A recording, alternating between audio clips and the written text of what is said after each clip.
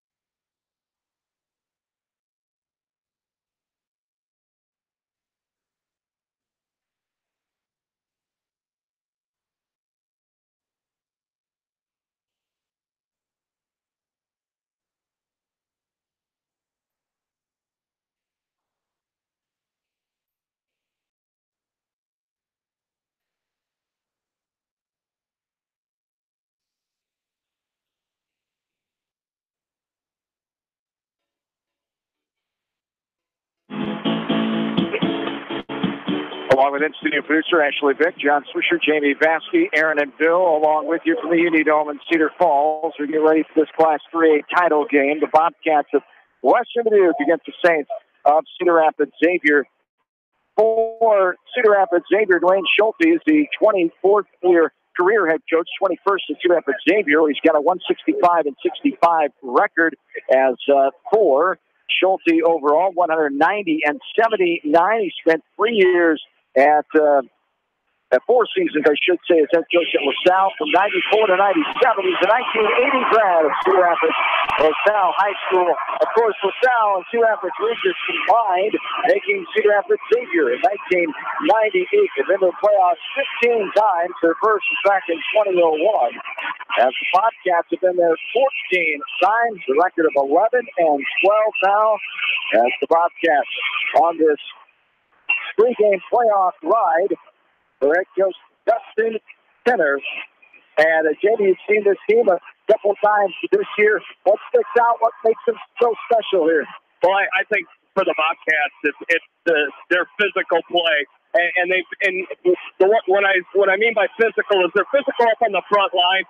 But one thing that I've been very impressed with the Bobcats the last couple weeks is when a play looks like it's dead, whether it be Jake Hush running the ball or Drake George. When it looks like it's dead, that offensive line will come out and they're helping push, and they're pushing for 3, 4, 5 extra yards sometimes just by that physical play, knowing that, hey, that's important. Those 2, 3 yards can make a difference, and they've been able to push forward and get that extra push, and just that, and it's been so key. And even defensively, if it wasn't so loud in the dome, there'd be some of those plays that on any other night, you'd probably be able to hear the hits. And I think that's what it's going to have to take. You're going to have to hit hard because this Xavier team is going to come at you. You said it right there, the physicality. You're going to have to bump it up a notch.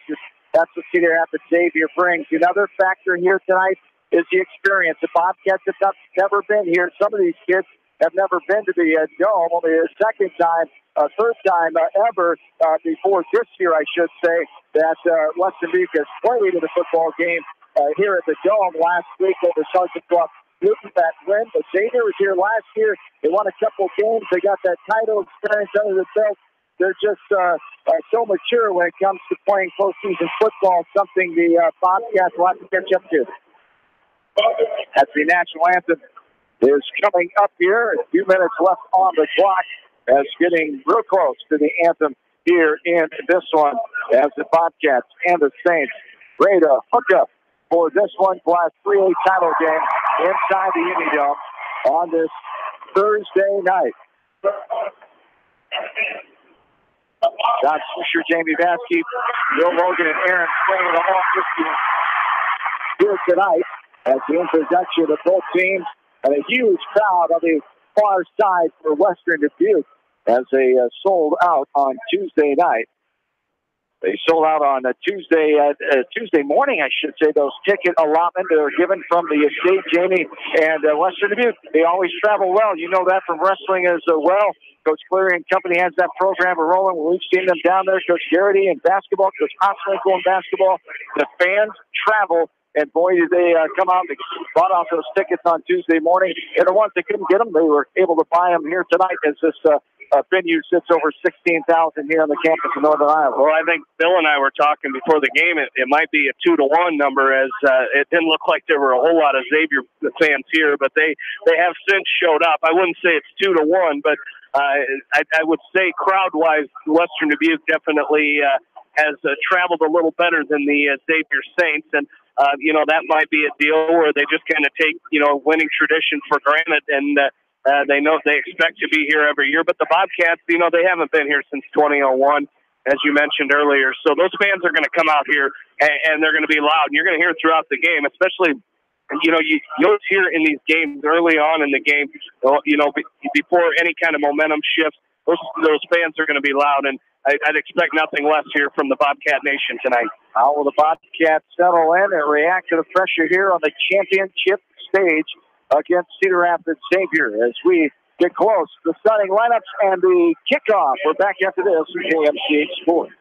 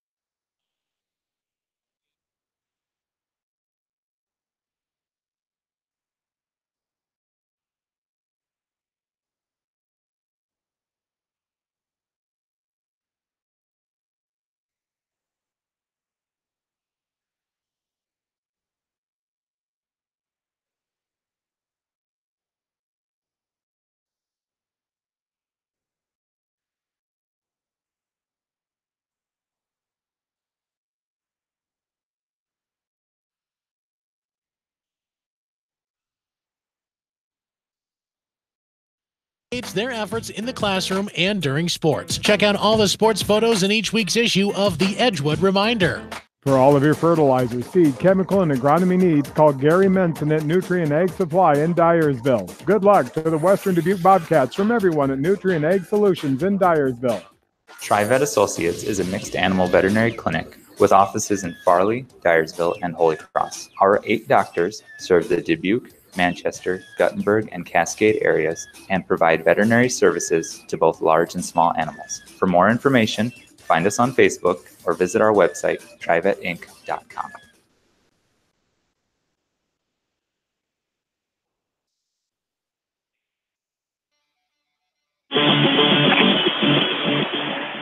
Welcome back into Unidome and Cedar Falls. John and Jamie, Aaron and Bill, all gathered here tonight for this Class 3A title. Western Dubuque football brought to you in part by Bi-County Disposal, Loker Davis Law Firm in Dyersville, Meyer Mechanical, State Farm Insurance, Lex Massey Agency in Dyersville, and Nutrient Ag Solutions in Dyersville. As the Bobcats making it away from the end zone to our left, the south end zone to their sideline here at Sheriff Field inside the Unidome at Cedar Falls. As 12-0 Xavier, 5-0 in District 4, the first place team, 1-0 neutral style, 5-0 on the road. The Bobcats 1-0 neutral, 4-2 on the road, 10-2 overall. For Cedar Rapids Xavier, they average 41 points a game. As a defense, they only allow 4 points a game. 488 points for Xavier, 53 points against them. For Western Dubuque, points for 469. They average 39 points a game. They give up 16 points a contest as they total giving up 187 points on the year. As the coin toss coming up here, or have they had it already? I didn't see if they did a mock earlier or not. Looks like they're getting ready to. Getting ready to. As we'll set the Bobcats offense here. Calvin Harris, 6-foot junior, 190-pounder, as he has 26 touchdowns on the year, 8 interceptions, 166 of 246, 2,143 yards. He also runs the ball, 96 attempts, 424 yards, 4.4 in average. 6 touchdowns on the ground for Calvin Harris, the outstanding junior athlete who's going to Ole Miss to play baseball as he committed there as a freshman. Justin Kleesner, the 6'4", 225-pound senior, is the left tackle. Ryan Clement, the 6'2" senior, 240-pound left guard. Will Conlon is the center. He's replacing Tim Feltus, who went out with round 1 with that broken leg. Conlon is 6', 215, a junior. Garrett Pitts, the 5'11", 200-pound junior at right guard. Right tackle, 6'1", 230-pound junior is Tim Althouse. As Drake George, the all-time season receiving yard record holder for the Bobcats. Drake George, the 5'10" senior, 170-pounder. As Peyton Quagliano, the 6'1", 200-pound junior. Jeff Tyson, the 5'10", 160-pound senior. As Kyle Lehman is the senior tight end. Jake Hush, the junior, 5'10", 190-pound running back. He's got 11 touchdowns, 143 attempts for 866 yards. As his longest is 11 yards with those 11 touchdowns. 5 senior starters for the Bobcats, 6 juniors for the Bobcats offense. The Bobcats will receive. As going back to receive here, Will Birds and Drake George. The Bobcats will go right to left to start. As kicking it off here will be the Saints' Ben Conrad. 87 kickoffs on the year, 31 touchbacks on the season for Conrad. He does all of their kicking. So George and Birds back to return. Birds, 10 returns, 466 yards, 4 touchdowns on the year. As Drake George, 10 for 306, no touchdowns. And this Class 3A state title game is officially underway at 7:09. The kickoff is going to be taken at the 1-yard line, going right to left. On that, right up the dash there is Drake George. He's able to get over the 20-yard line and getting in there for the takedown. That time, the Saints, as the Saints with the tackler there as 11:53 to go here in the first quarter. Yeah, and I think it's going to be very important here that for Western Dubuque, you know, you can't be one-dimensional. They've gone to the run game a lot the last few games. Haven't so much gone to the pass, but they haven't needed to. But you can't be one-dimensional against this Xavier defense, and I think that's going to be very important for them here tonight. Shotgun for Bryant. They start 3 wide receivers, and the 1 tailback, 2 in the backfield now as Harris is going to keep it. Trying to get to that 25-yard line. He's spun around and taken down in the backfield. There's a couple of different guys getting to him. The one that gets credit for the tackle is Michael Gundacker, the 5'10", 160-pound senior. And they went weak side that time as they were moving their line to the left, and of course went to the right side with the run. So just kind of trying that misdirection here early on in the ballgame. Gain of 1, 2nd down and 9. Harris gets a shotgun, looks left, fakes left, going to throw left side to a different target, and it's caught at the 39-yard line as he pulls defenders with him over the 45 as Drake George able to hang out of that ball as he's taken down by a couple of tacklers that time, as in particular Gundacker, also Wright was there, and a gain of 25 on the play. Yeah, great job. He just got behind the defenders and was wide open on that flat for the first down. Bill's calling us 24. Our spotter and our statistician need to get on the same page. He changed it. You weren't looking. Okay. Sorry, Aaron. We were on the same page. As the first down there, and now a run off the right side. That's a gain of 1, 2nd down and 9. That was Jake Hush on the carry, John. Thank you.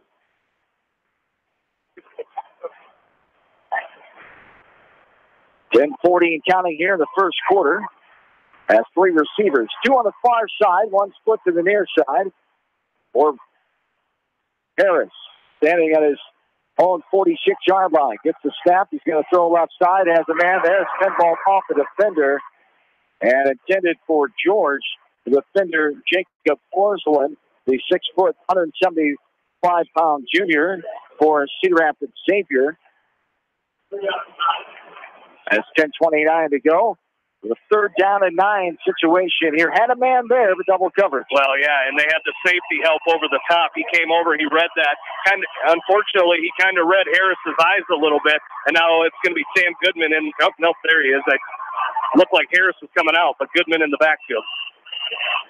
Goodman coming in a 4-5 receiver set. 3 in the near side. A little movement up front, but nothing illegal. Harris runs out of scramble. 45, 40. He's at the 35 now, all the way down, almost to the 30. They're going to mark him just shy of the 30. He's finally grabbed onto and thrown down there just shy of the 30-yard line as coming in for the tackle that time was Carson Hennings, a defensive end, 6'3", 200-pound senior. But what a run there, ad-lib style by Calvin Harris. Yeah, it was, and the protection broke down on that right side, and he just about got sacked in the backfield, but did a great job of sneaking through and picking up 19 for the first down.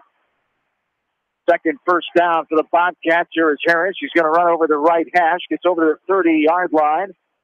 And help from the offensive line pushing the way. And again, Jacob Forsland, the 6', 175-pound junior, gets in there for the takedown.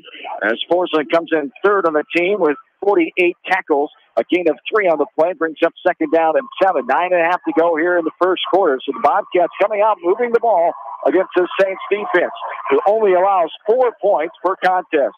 As here is a pass, full screen pass. Harris had a man there, but overled him as trying to get it to his running back, Jake Hush, coming in with the defensive coverage versus Bryson Bastion, a 5'9" senior. He's that defensive cornerback on this near side. You could tell that time Hush heard the footsteps. Well, he did, and that pass was a little out ahead of him. It's got to be a better pass, but they're back in that 3rd down situation. They've been very good on 3rd down. I think both of their first downs came on 3rd down, so big play here as you're probably in 4-down territory. 3rd down and 7 here. Trips to the wide side of the field, the near side. Harris going to throw left side, and it's short. He left it short for Drake George. On the defensive coverage out there was Michael Gundacker. And 9:23 to go here with 7:15. I'm looking at two different clocks. 9:23 on this first quarter clock. 4th down and 7 now. Well, and that one's on Calvin Harris. George came open. He made a good move. It was just a little out route, and he did a great job of getting open. But he threw it. He's short. He threw it short to him. But I think Drake George with his speed, if he catches that, he's going to be real close to picking up a first down. Hustling off the field is one of the Bobcats. Now they get set. That was Bryce Fussell. Harris working left. He's going to scramble. He's going to scramble some more, trying to get the first down, and he does. Almost to the 20. They'll mark him down for 21. The third first down. That's coming in, making the tackle is Bryson Bashton, a 5'9", 155-pounder for a gain of 7 on the play. Good for that first down, and a good job again by Calvin Harris, making something out of nothing. And he had Jeff Tyson open, and I think he wanted to get the ball to Tyson there, but I think at that point that pocket was collapsing. So, and that's what's going to happen with the Xavier defense. That pocket is going to collapse. They're big and they're physical. Great awareness to take off and find that hole. You said it, awareness, and be patient. Don't panic, and a timeout is called for the Bobcats here as Western Dubuque Coach Penner takes his first time out as to talk away the situation here, and the media timeout, I should say, and we'll take it as Western Dubuque State Tournament Championship football here. 9:02 to go in the first quarter. 3 first downs for the Bobcats. They're driving on the Saints' 21-yard line. This is Western Dubuque football from KMCH Sports. High-Tech Communications is your local service provider for telephone systems, fire detection, audio, video, security and surveillance systems, wiring, and more. High-Tech has decades of experience in the industry. Contact High-Tech at 563-927-4936, online at hightechcommunications.us. High-Tech Communications, changing your world with technology. West Bend's Home and Highway policy provides you with one policy, one bill, one deductible, and one agent, all with no hassle and a portion of your annual premium back in cash if you don't have a claim. To find out more, contact your local West Bend agent, Eric Smith, at Parrott Insurance in Manchester at 927-2791. Are you looking for great food and a unique atmosphere? Then make Okoboji Grill your next lunch or dinner destination, or enjoy 2-for-1 happy hour every Monday through Thursday from 4 until 6 p.m. That's Okoboji Grill, 1749 Golf Course Boulevard in Independence. Okoboji Grill, where good friends meet.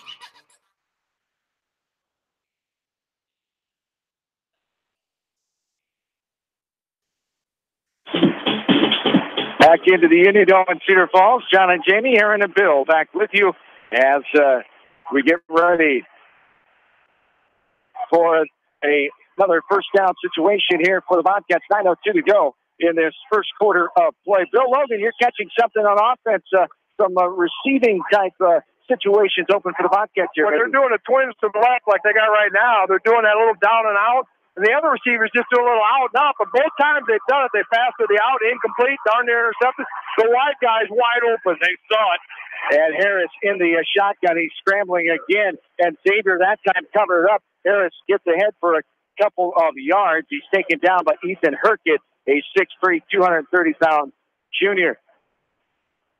As no yards on that play, no gain. Second down and 10. Yeah, Bill, you notice they put one of their faster guys out there in Drake George that time, and Xavier covered it up with one of the corners. So as they're going to go right back to it. So let's see what the Bobcats find that open later in the game. Herkett, the leading tackler on the team. Harris will scramble, right side throws. A tall pass, but it's hauled in by the Bobcats. As getting out there and making a tackle is Quinn Schulte, the senior safety. As a gain of 5 on the play, 3rd down and 4. As hauling that ball in was the senior tight end, the 6'3", 210-pounder Kyle Raymond. Nice effort he made as Harris's ball a little high to one hand. Grab, nice play by Lehman that time, Jimmy. It was, and that's with the defender in his face. So great job by Harris to get that ball out. Now we're 3rd down here. 4 receivers, 2 each side here. Man in the backfield, Hush. Goes right side, a throw right on the 10-yard line. Is it caught? It is caught. They're saying the Xavier faithful think it was dropped by Drake George. Defensive pressure right there. Bryson Bastion, the 5'9" senior for the Bobcats, get the benefit of the call. Did they get enough for the first down? Oh, they're point. It's first. It's going to be first and goal, but they did get the benefit of a call, as you'll see on the replay here. He picked it up off the ground, but no replay in high school football. No. First and goal for the Bobcats. For the fourth first down, the Bobcats get a call there. 7:25 and counting here in the first quarter. See if they can take advantage of it. Harris faking the handoff, has a man in the back of the end zone fighting for it, and no good. Incomplete pass as on the defensive coverage was Michael Gundecker. The intended target there was Jason Simon Wrestler, the 6'3 senior, 215-pounder. And when they bring Simon Wrestler in, he's usually that fullback who kind of stands right behind left guard, behind the guard or the tackle. And he broke open and had a man in his face, just about came down with it. But second down and goal, another opportunity here. Here is a handoff going left to right is Drake George, and they take him out of bounds inside the 5-yard line. As getting there is Quinn Schulte, a gain of 7 yards. It'll be third and goal here as the ball is on the 3-yard line. Very important against this Xavier team. Aaron just pointed it out to me. You've got to get 6 points here against this Xavier team. Absolutely. You can't trade field goals with them. You've got to get 6. A great opening offensive possession for the Bobcats. Harris gets the low snap. He's going to keep it on the right side and push back from behind the line of scrimmage that time. They give him a loss of 1 on the play as Ethan Herkett, the 6'3 junior, gets credit for the stop. It'll be a 4th and goal from the 4 now. Yeah, and in a bunch formation here, those aren't going to work against this Xavier team. Those front 4 are so tough and they're so big. You're not going to find those opportunities and find those holes. Bobcats going for it here. Here's the reverse little pitch all the way in the corner of the end zone, wide open. Touchdown! Touchdown, Bobcats. They strike first. Hush with a little handoff, going left to right, and then going right to left with St. George. He scores the first score of the game from 4 yards out. Touchdown, Western Dubuque. Jeff Tyson with a huge block out here on the edge, as he had a man the only man that could have brought Drake George down, and Jeff Tyson, a huge block there. Excuse me, no, that was Lehman with the block. Lehman had the block that allowed George to scamper into the end zone. That's a huge first opening drive for the Bobcats. Great momentum builder here for Western Dubuque. And on for the extra point is a fake here. Brock Werner was I'm not sure. I think it was. Yeah, I think it was a bad snap. Aaron saw it. It was a fumble snap. Aaron, what do you have? Yeah, the ball was snapped. The holder didn't look like he could get control of it, so they kind of had to improvise a little bit and just couldn't punch it in for the 2-point conversion. Jeff Tyson, the holder. Brock Werner was back as the kick man that time. It's usually Gabe Ulrich, the 5'10 junior. But the Bobcats able to get on the board. They lead 6-0. Another timeout. We'll take a quick one back after this from KMCH Sports. Whether a door needs replaced or building a new home, let S&R Construction of Masonville take care of you. S&R Construction is the expert in home improvement projects, gutters, siding, garages, remodeling, new home construction, and more. Call Steve Fetland today at 319-361-0638 for a free quote.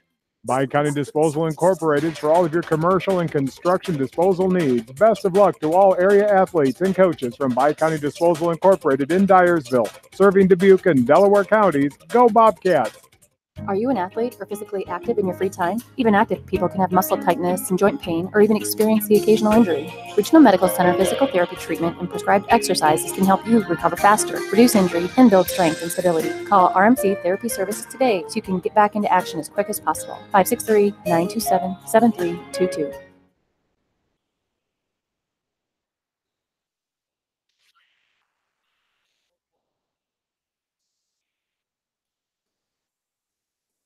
As the kickoff going right to left by Gabe Ulrich, as brought out of there by the Saints at the 10-yard line and getting out to the 17-yard line as Pat McKinn, the senior, not one of the regular return men, gets the call that time for the Saints.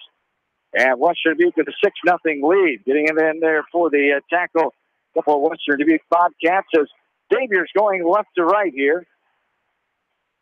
as the Bobcat tackle that time by Zach Butcher, the 6'3 senior. Two receivers near side. It's a wide side of the field, high formation here. The traditional offense for Coach Schulte and the Saints right up the middle. It is shy of getting to the 20-yard line. Is getting in there for the takedown that time. Devin Ludwig, 41 tackles on the season. He's got 2 sacks, a 6'3", 200-pound senior outside linebacker for Western Dubuque. It's going to be very important for Western Dubuque to slow down the two-headed monster of Stovey and Schulte. And they, Schulte comes in, or Stovey has 1,300 yards, Schulte with 848. So very important that they slow him down. You're not going to stop him, just slow him down. Schulte will run off the right side. It'll be down just before the 25-yard line.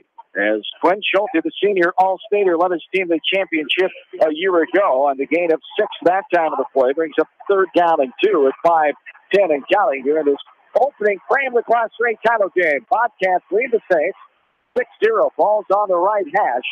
As the Saints go left to right. It's Ludwig, Kleesner, Keller, and Schmidt up front. Hush, Simon, Wrestler, DeSaller are the linebackers. Here is Quinn Schulte going left side, 40, 45, 50. He's on the sideline and going to be pushed out of bounds finally by Will Bird, the 5'10 junior. But a huge pickup on that play for Cedar Rapids Xavier as they get their first down of the contest.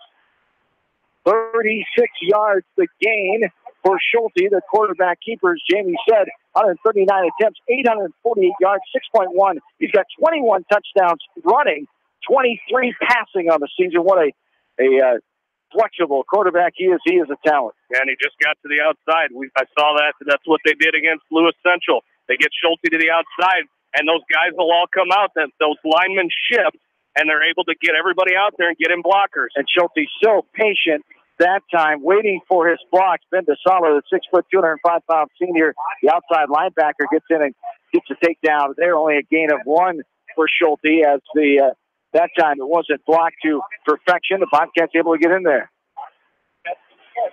4:20 and counting here in the first quarter. I know they gave them a gain of 1 on the scoreboard, but they're at the exact same yard line they were. I would say 0. Yeah, they didn't move the chains, did they? No, scoreboard was generous for a gain of 1. Let's see, ball is at the 39 of the Bobcats. Right on the right hash again. 2 receivers, the short side of the field, near side. Schulte looking. Now he's going to throw over the middle. Has a man there, wide open, caught at the 10-yard line. And going to be down at the 1.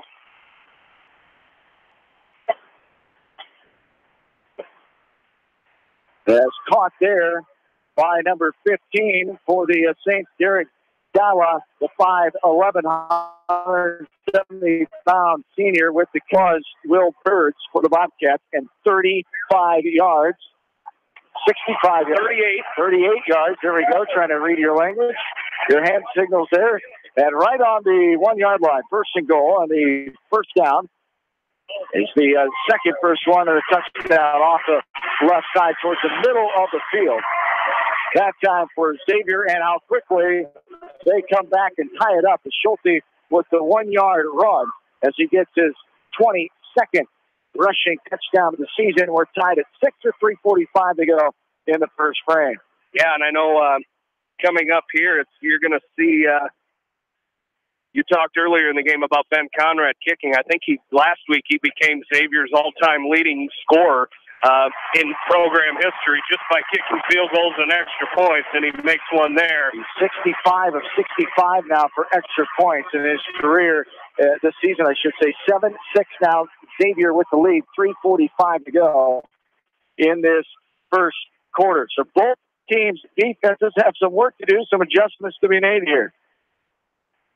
Well, absolutely. As right there, they're a team that their time of possession, that was kind of one of the things I thought was going to be key for Western Dubuque tonight was that time of possession. But both teams, because Xavier against Lewis Central, they just ate the clock. They have long sustained drives, and Lewis Central, it just wore them down on defense. But right there, you can see that quick strike ability of Xavier. 3:45 to go here in this first quarter as the Saints take the 7-6 lead on that Schulte 1-yard touchdown run, 83-yard drive. and we will take a timeout. 7-6 Xavier with a 1-point lead. You're listening to Bobcats State Championship Football, KMCH Sports. Bolichek's Landing, downtown Delhi. Open 7 days a week. Friday night buffet, Saturday night prime rib, and enjoy breakfast every Sunday from 9 to noon. Bolichek's proudly supports all area athletes and coaches. Leonard Muller Funeral Home and Crematory wishes all the best to the athletes and appreciates their hard work and scholastic efforts throughout the year. For personal, caring service, Leonard Muller Funeral Home and Crematory in Manchester, Edgewood, and Strawberry Point. Hey KMCH listeners, GMB is proud to support our area athletes and help bring the sport to you. The GMB Bank team reminds you whatever your financial goals, we're here to help you reach them. Stop by our Manchester location or visit us online at gnbbank.com. Member FDIC. Going above and beyond is a standard of care at Above and Beyond Home Health and Hospice Care. Their compassionate staff care deeply about the comfort of their patients. A nurse is available 24 hours a day, 7 days a week. Above and Beyond Healthcare, the more they care, the more beautiful life becomes. Proudly serving Jones, Jackson, Johnson, Lynn, Clayton, and Delaware counties. At Tauke Motors, we believe in a gentler, simpler way of doing business. Check out our large selection of new and pre-owned vehicles, as well as great incentives at taukemotors.com. If you are looking for a new pre-owned vehicle or service on your current vehicle, come to Tauke Motors, Chevrolet, Chrysler, Dodge, Jeep, and Ram on 9th Street in Dyersville.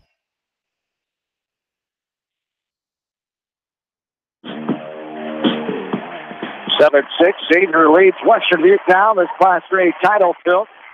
3:45 to go in the first quarter. Here's a boomer that is going to go through the end zone. Bounces on the tee of the Panthers here at the Unidome of the University of Northern Iowa, and the Bobcats trail by 1 as they come out for their second offensive possession here with Calvin Harris and company. Did a lot of good things in that first offensive set, as they're able to get on the board. The 6 points on the board for the Bobcats after the 4-yard run by Drake George. Yeah, that drive, 6 plays, 3 minutes and 45 seconds resulted in that Xavier touchdown as they lead it 7-6 here. They went 83 yards to get that one, as the Bobcats had a long opening drive as well. 2 first downs for Xavier, 4 for the Bobcats on their first opening set. Ball's at the 20, shotgun formation.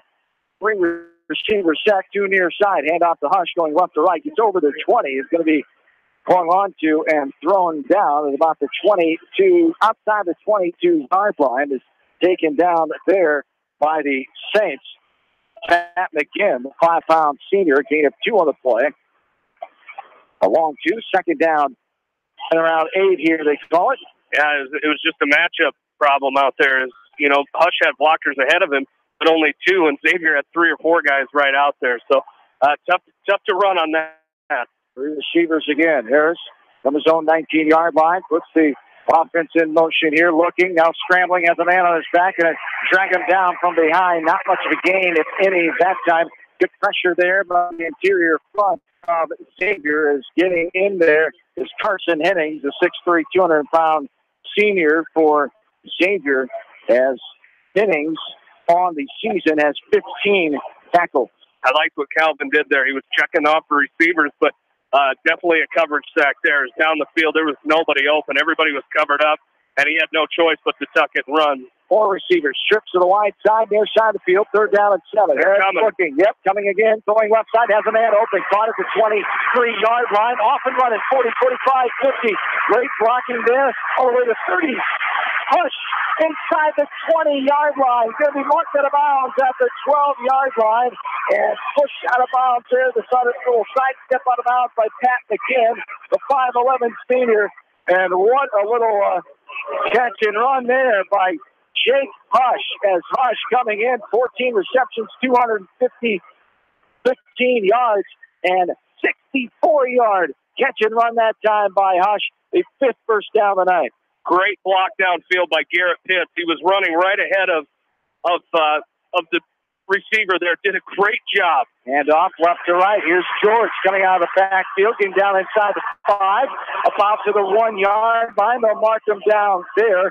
Carson Hennings again in on the stop for Xavier as a gain of 11 on the play and bring up first down and goal from the 1. Bobcats moving this ball on the Xavier defense is so positive to see early on here. Well, their last drive, I believe, was 14 plays that they had, or 16 plays. This one doing a great job going right down the field. Of course, 64-yard gain helps. From the right hash on the 1. Bobcats 4 down to get this one in.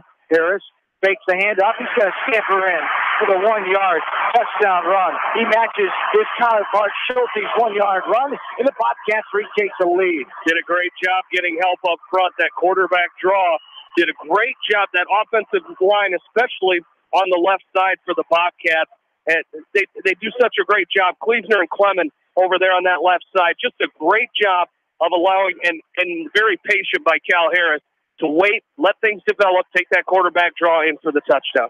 Swinging gate set up. Now they'll get in the middle of the field for the extra point from Brock Werner. He's 11 of 17 of the PATs so far this season. He boots this one right through. And the score with 1:46 to go in this quarter number 1. Bobcats 13, Cedar Rapids Xavier 7. This is Western Dubuque football from KMCH Sports. At Dupaco Community Credit Union, we know debt happens. A debt checkup from Dupaco ensures it's not costing you more than it should. With historic low interest rates, now is the time to bring your loans to Dupaco. Contact us at 563-927-6187 or visit dupaco.com.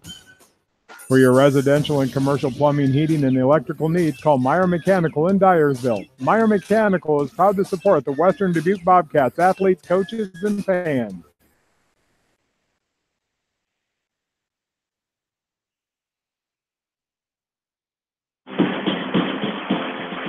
Along with in-studio producer Ashley Bick, John Swisher, Jamie Vasky, Darren Plains, Bill Logan, along with you here. What a great drive that was for the Bobcats. 13-7, 1:46 to go here in the first quarter. 5 plays, 80 yards, and the big one, that 64-yard catch from Drake George.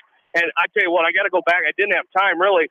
Garrett Pitts downfield on Quinn Schulte. As these guys in front of us just pointed out, he was trying to get held. He threw his hands up, but it was a great block by Garrett Pitts. He was up underneath his shoulder pads, just pushing in a great block. The Ulrich kick is taken from the 1-yard line by the Saints, getting all the way out to the 20-yard line as the Saints return man that time, as Aaron Larson, the 6'1 senior, one of the normal return man, I believe, had at that time, as coming in and making the stop for the Bobcats was Carter Kleesner, the 5'11 junior. That's right inside the 20-yard line is where Schulte and company will take shop here. The second time that they'll have the ball offensively. 13-7 Western Dubuque. 1:38 to go in this quarter number 1. 2 receivers, ball on the left hash, high formation. Under center is Schulte, the senior quarterback, playing his final game for his father, Dwayne Schulte. Here's a run on the left side. It will be sidestepped and then brought down after a couple-yard gain. Getting in there for the takedown is Will Birds. On the carry there with a 3-yard gain. Stovey, thank you. Yeah, just right out, just a traditional little ISO play off to the left side. He just ran behind his blockers and his fullback on the left side. Braden Stovey, the 6' senior, their main rushing target. Here is a run again by Stovey over the 25-yard line, tripped up and taken down that far side. Another outstanding tackle by Will Birds, 48 tackles, second on the team in that category. The 5'10 junior, a gain of 4 on the play, brings up 3rd down and 3. Great pursuit, cutting off that edge on the far side of the Bobcats that time. And he did, and Stovey got out there, and when he took off to the outside, he had a wide open lane on that outside. But like you said, that defense of Western Dubuque, especially the linebackers, did a great job of flowing to that side of the field. Ball's just outside the 27-yard line on the left hash again. 2 receivers wide side, near side of the field. Hand off to Stovey. Trying to get past the 30-yard line. He just does. And it'll be good enough for the first down, the 3rd first down of the game, a gain of 3 yards. It's coming in for a stop that time is Sam Goodman, the 6' senior, 175-pound senior, for the 2 tackles on the team for the free safety. Goodman as another Division I baseball prospect. As Bill might have gave him 4 there. I'm not sure. I was going to say Bill's. I said 3, but they moved it up to the 31 after I said 3. And Toodles are on the clock here to signify the end of this quarter number 1. The Bobcats coming out on top of Cedar Rapids Xavier, trying to deny Xavier of their back-to-back titles as the defending Class 3A champs. Western Dubuque 13, Cedar Rapids Xavier 7. A fresh 12 on the clock, second quarter. Here we come. We're back after this. Sports from KMCH Sports. The Manchester Press is your community newspaper. Check out the sports section for game stats and photos of area players and game highlights. The Manchester Press, serving the area for over 130 years. Hurry down to Rio Blanco Mexican Restaurant in Manchester today. Enjoy the best margarita around on their patio facing the Whitewater Park. Rio Blanco features daily specials and a kids menu too. There's something for everyone at Rio Blanco Mexican Restaurant in Manchester. Locher and Davis Law Office in Dyersville, proud to support the Western Dubuque football team and coaches. Good luck from Locher and Davis Law Office in Dyersville. Go Bobcats! Newhouse Construction and Concrete is proud to support all our area athletes. Give Phil a call at 927-5178 for your commercial, ag, or residential projects, or visit newhouseconstruction.com. Newhouse Construction and Concrete turns design into reality. No one can win a game by themselves. At F&M Bank, our team works together to achieve the ultimate goal, exceeding client expectations. F&M Bank is a proud supporter of all local sports teams. F&M Bank, the right choice in Manchester, Cedar Rapids, Anamosa, and Monticello. Member FDIC. Just like you take pride in your vehicle, we take pride in the service work we provide. This is John from Georgian Auto in Manchester. Whether it's routine maintenance or major repairs, we'll take care of your car and get it back on the road. Georgian Auto in Manchester, where complete automotive service and repair is our complete focus. For all your general contracting needs, turn to the professionals at Lucky Building Service in Manchester. For commercial, remodeling, and building and new home construction, call the experts, Lucky Building Service in Manchester, 563-927-5677. You may not wear glasses or contacts, but how do you know if you're seeing your best or if your eyes are healthy? Why not be proactive and get your eyes examined? Dr. Daniel E. Mersch and his professional staff at Manchester Family Vision can help. Manchester Family Vision Center on West Main, where clear vision begins with healthy eyes.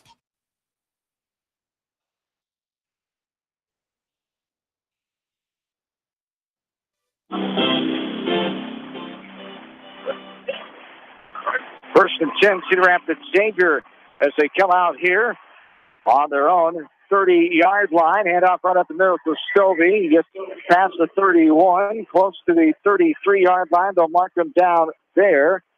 Another carry for Brendan Stovey as getting in there for the Bobcats that time is Jaden Kelleher, the right guard. Defensive lineman, 5'11", 220-pound senior. As the 2-yard gain, second down and 8 here as Stovey, 5 carries, 19 yards in that first quarter. Stovey in the backfield to the left of the quarterback, Schulte. Shotgun to the left hash. He's going to take it and run himself over the 35-yard line. He'll get a couple more. Bring a third down situation. Getting in there for the stop is Parker Schmidt, the 6'1", 230-pound senior. The offensive tackle has 34 tackles on the season. He leads the team with 6 sacks. Another 3-yard gain, third down and 5. And that's what you got to do. They're going to try to run. They're going to try to get Schulte. You think they're going to Stovey. They're going to try to get Schulte off tackle or between guard and tackle. You've got to fill that gap. If you're the defense of these Bobcats, these linebackers got to step up and do what they did there and bring Schulte down. 13-7 Bobcats, 10:40 and counting here in quarter number 2. Schulte looks left, looks middle, now trying to get away from some pressure. Couple Bobcats, he's dodging and diving all the way down to the 40, coming in and wrapping up for the tackle that time. Jason Simon, wrestler, the 6'3" senior, leads the team in tackles with 78, also tied with 6 sacks, gain of 4 as the improvisation from Schulte that time. They give him 3, fourth down and 2. Yeah, and that was the Bobcats kind of caught a break there as Schulte had a receiver wide open down the field, wide open in the middle of the field, and they showed that they're going to send the punt team out. They are punting this one away. And back for the Bobcats will be there. There's the fake. And here's the fake off the middle, in the middle of the field, right over the 40-yard line, and they get it. As getting in for the tackle was Jason Simon Wrestler for the short gain by the offensive player that time. I believe it was 24. With Caden 29, excuse me, Carter Hartman.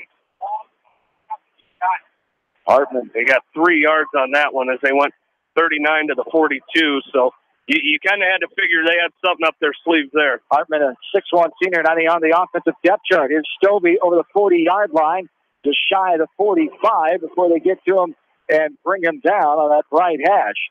Several Bobcats in on the play, led by Will Bird. Jason Simon Wrestler was there as well. 9:05 and counting here. Gain of 2 on the play. Second down at 8. Bobcats lead by 6 here early on in the second quarter of this Class 3A title game. Well, I think the Bobcats are just, daring them to throw the ball. They've got 8, 9 guys in the box right now, just daring them to throw, and that's what you got to do. Take the handoff. Schulte looking. He's rolling out. Going to throw on the run. Has a man there, but it's incomplete. Just shy of the 30-yard line, intended for Nate Scala, the 5'9", 150-pound senior, on the defensive coverage with Sam Goodman. Third down and 8 now. And I tell you what, that's so huge. We just talked about them, Western Dubuque, with 8 guys in the box, and they're bringing 5 of those guys. And if you can get past that offensive front of Xavier and make Schulte have to run around, I know he's comfortable there, but if you can contain him like they did there, make him throw on the run, the Bobcats will be very successful defensively. I don't think they're used to this much pressure. Xavier only trailed one time during the season, 3-0 to Coyle. They went on to win that game early on the playoffs. There's a throw over the middle, caught 35-yard line on the right side, running all the way to the end zone. 5, touchdown for the Saints. It's Matt Jordabeck, the senior tight end. 56-yard catch and run for Jordabeck, and the Saints have tied it up for the time being. Well, I think Bill talked to a Western Dubuque fan in that game, or before this, when he was waiting to come in, and he said they let the tight end get open a couple times in that game earlier in the year. And who's the tight end? It's Matt Jordabeck. In that game against Western Dubuque earlier in the season, 63 yards, 3 receptions, and 2 touchdowns for Jordabeck. And he gets open just goes right down that seam and gets wide open, and the Bobcats couldn't bring him down. The extra point automatic there, 66 of 66 down for Ben Conrad, and the Bobcats trailing by 1, 14-13, 8:36 to go in quarter 2. A short break. We're back after this to the Dome from KMCH Sports.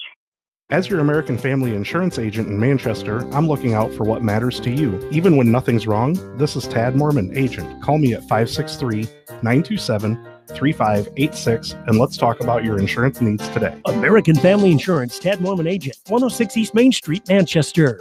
Tonight's a great time to try the new stuffed crust pizza at Pizza Ranch. Have one delivered while you're listening to the game, grab one for carryout, or enjoy the Pizza Ranch buffet. Then satisfy your sweet tooth with some chocolate cactus bread. Pizza Ranch in Manchester, Independence, and Owine. Contact me, Chad Frazier, at BC Land Services in Earlville for all your maintenance projects such as tree removal and trimming, small dirt work projects, lawn seeding, and more. BC Land Services is fully insured and licensed. Contact me at 563-590-8074 or on Facebook. And best of luck to all area athletes and coaches.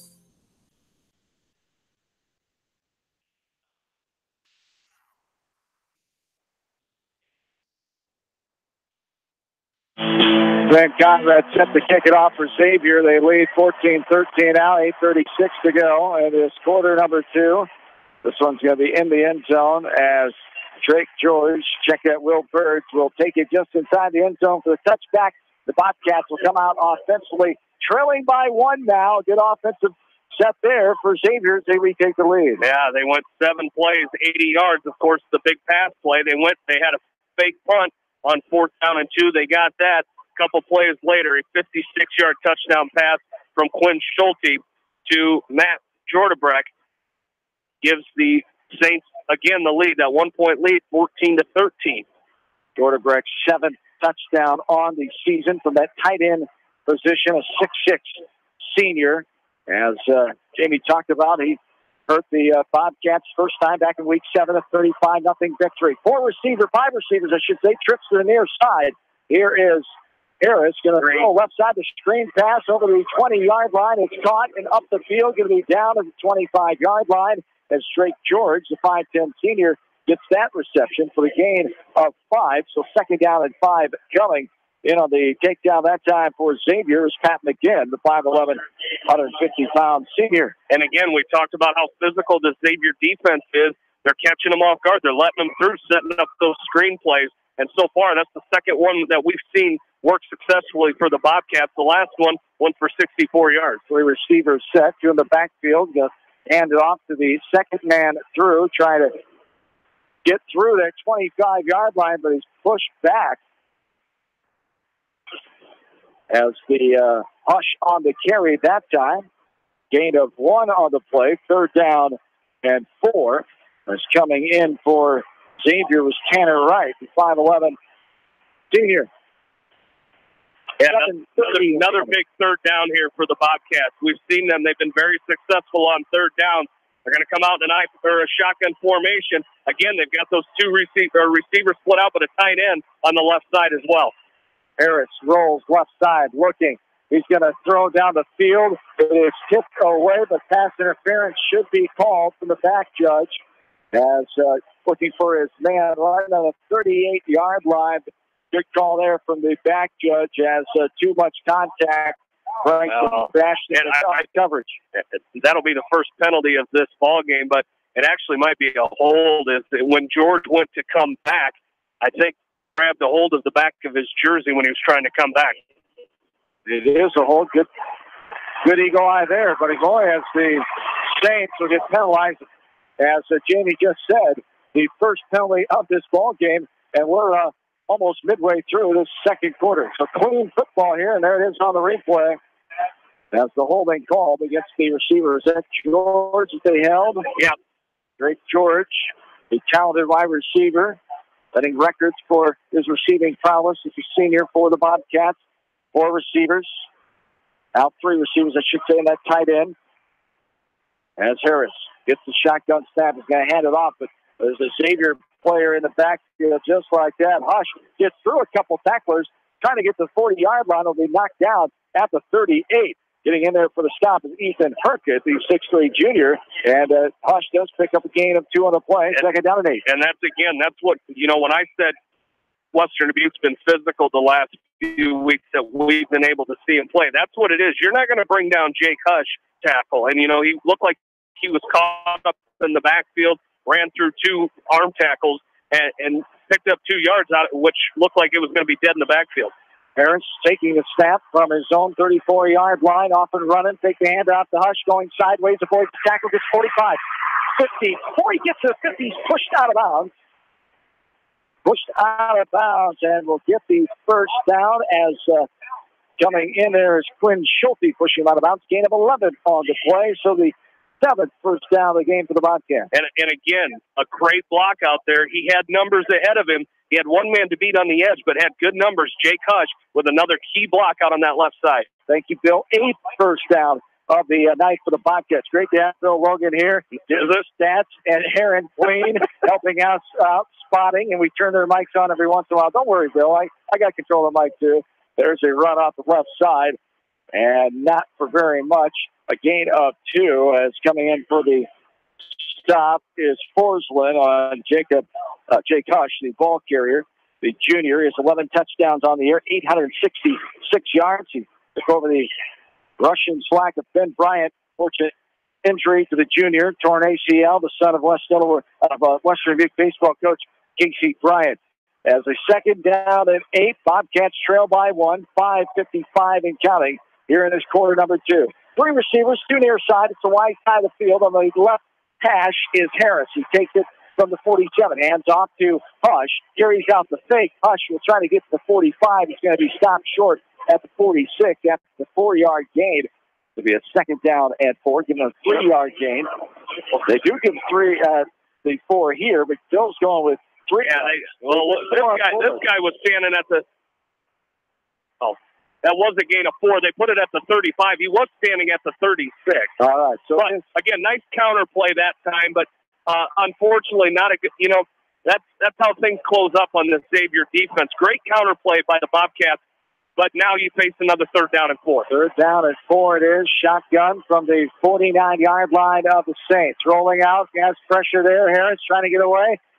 Looking to throw it deep. He's going to keep on running 40, 35. To the 30, inside the 35, we wrangled down by 3 blue jerseys as the Bobcats able to get a big run from their quarterback that time. Calvin Harris on the run. Bryson Bastion, the quarterback, finally there to help with the takedown.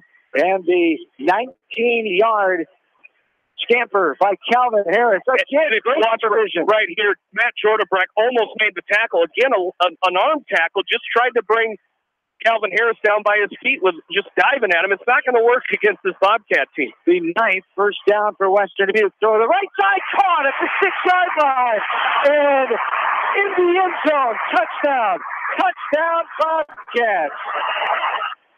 As Peyton Quagliano, the first time he said his name, the 6'1 junior, 200-pounder, Quagliano, 29 receptions, 331 yards, 5 touchdowns, make it 6 now of the season. And the Bobcats are able to break open this defensive lockdown by Xavier, averaging 4 points a game with opposition. The Bobcats now have 19 points. Yeah, nice job there by Quagliano. Just threw a fade up to him, and he got past the defender just enough, and by the time the defender came to bring him down, by the time he came to bring him down, they were already at the goal line. Great job there by Peyton Quagliano, and a 26-yard touchdown pass from Cal Harris. Yes, indeed, and the first touchdown pass of the game after 4 runs. It's 20-14, 4:33 to go in the first half of play. Bobcats have a 6-point lead. This is Western Dubuque football. You're listening to it from KMCH Sports. Riker Shoes is your specialty shoe store. They carry women's shoes to size 13 and men's shoes to size 18. Riker Shoes is your sports shoes headquarters in Dyersville. This is Sarah from It's So Me Boutique in downtown Dyersville, inviting you to stop in, look around, and let us assist you in finding the perfect outfit for any occasion. We offer fashion-forward trends for women, including plus sizes, baby clothes, shoes, and fun accessories to complete any look. It's So Me Boutique in the heart of downtown Dyersville. And check out our Facebook page. Edgewood Feed Mill Construction is a general contractor and will assist you with the construction of your livestock facility start to finish. For more information on Edgewood Feed Mill Construction, contact Steve Harris at 563-920-7835. Hello, this is Fred Smock from Dunlap Motors in Independence. We are proud to support local school programs. So if you are looking for a new Chevy, Buick, or certified used car or truck, or just want to stop and say hi, stop in. That's Dunlap Motors in downtown Independence.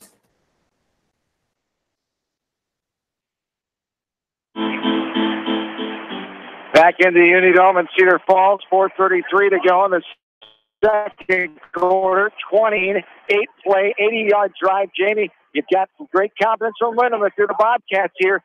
Xavier has not been on their heels like this so far this season. We talked about the only lead previously was that Decorah game as the Vikings were up early in that contest, 3-0, way back on week number 2 of the season in August.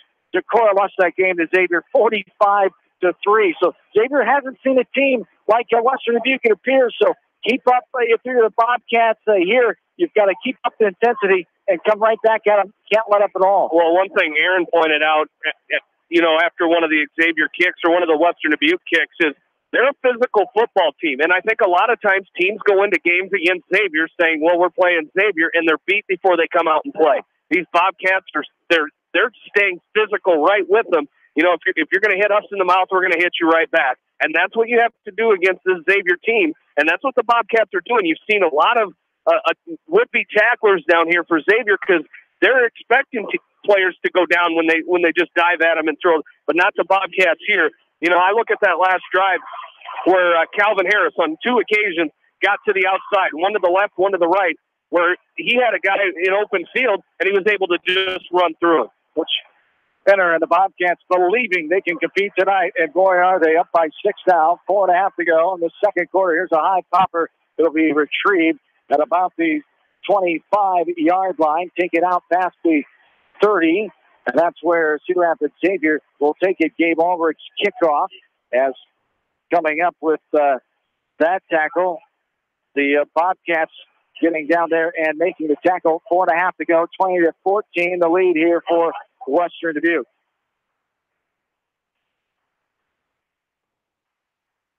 As the Saints come out with the ball on the 31-yard line. And I think that's another key for the Bobcats is when they get the ball on offense, you've got to go down and score it. You know, it's similar to playing New England. You know, they're going to score on almost every possession, so you got to stay with them. And, you know, we could be sitting here saying the last team with the ball could win this game. Little screen pass left side, caught right on the 25-yard line, getting hit 35, 40, and wrangled out of bounds. There was the ball carrier Schulte as getting in on the tackle for the Bobcats. Bryce Wessel, the 185-pound junior, 6'2" junior, and a gain of 13 on the play for the Saints. Their fourth first down of the contest here as Xavier has the first and 10, 4:22 to go here in the second quarter. And again, they had numbers out there. As Schulte right up the middle over the UNI logo 40, finally backed down from behind. Getting there, saving maybe a touchdown. He was off the open ground. Cutter Kleesner, the 5'11" junior, able to get there and just bring him down by his shoe tops. As Schulte, boy, he can get out and open run and gain that time of 19. 19 again. We've had 3 19-yard runs so far in this game by both teams. There's another first down, the 7th now for the Saints. As here's a handoff, Schulte going right to left over 30, 25, dancing with a Bobcat defender, and he'll just waltz him right out of bounds. Sam Goodman, the Saints want some extra quicker and a flag there, but nothing doing. Sam Goodman was the man on the stop as the 17-yard gain that time on the play for Schulte. And this offense continues to churn it up. Bobcats looking for a stop defensively here with 3:15 counting here in the second quarter. And another first and 10. Full house backfield now. Hand off to Schulte over the 20-yard line. And he'll try to get to that 17-yard line. He stopped shy as Jason Simon Russler, leading tackler of the team, gets in the middle of the field and knocks him down after a short gain. And that's what Jason Simon Russler does. He's kind of that leader on defense. I think he's got an equipment malfunction out. He's going to head to hell. Now he's going to come back. He was trying to get to the sideline. As I don't know if he had an injury or a helmet that was messed up, but he filled that gap real nicely. Gain of 1. Schulte now tripped up trying to get to the 15-yard line. As in on that tackle that time for the Bobcats is Devin Ludwig, the outside linebacker, the 6'3" senior. A gain of 3. It'll be third down at 6. Just past the top of the hour, 8 o'clock.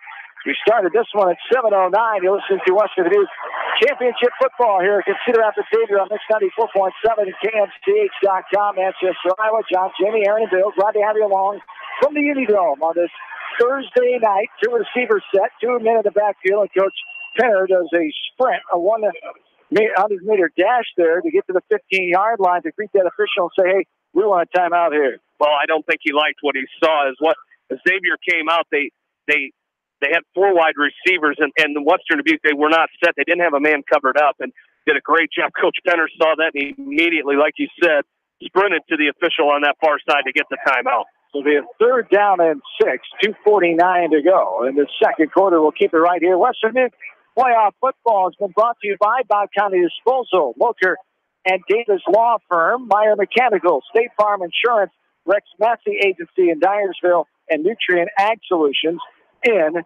Dyersville. And out of this timeout, it's going to be important for Western Dubuque to kind of stop the bleeding here defensively. As you know, they've had a couple big runs here. You know, you had the 19 run by Schulte, you had an 18-yard run by Schulte, and that's what they do. When they get numbers in front of those Schulte and Schulte, they pick up big yards. And when they're going up the middle, and if you can fill those gaps, as we said, you're going to be successful. But when they get to the outside and those linemen are flowing out to the outside, that's when Xavier's tough to beat. Third down and 6, 2:49 on the clock here in the second frame. 20-14, Bobcats lead, rolling out is Schulte. Still through. Throws a little screen pass left side. Cut on the 19-yard line. He's going to get all the way down to the 10 before he's wrapped up and then tossed out of bounds by Parker Schmidt. As that time on the catch and run was Nick Banowitz, a 5'11 junior, 5-yard gain. Banowitz only 5 catches for 69 yards. Yeah, and right there, it was a screen, but it was an odd screen because Schulte looked right, and while he was looking right, that screen developed back to the left. He turned around and, like you said, so smooth, threw it out to Banowitz. 4th down. Schulte's just going to run it left hash, but we had a flag. False start, legal procedure first, Jamie.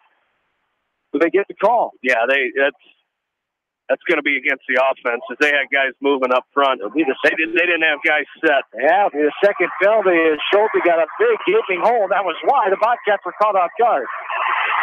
So the second penalty of the game, Xavier folks can't believe it, but good eyes there as seeing there was some movement. It just didn't look natural there, and that's why Schulte had that big room to run right up the middle. And this is where Xavier, they have that advantage of having Ben Conrad in there. He's going to come on to attempt a 32-yard field goal here.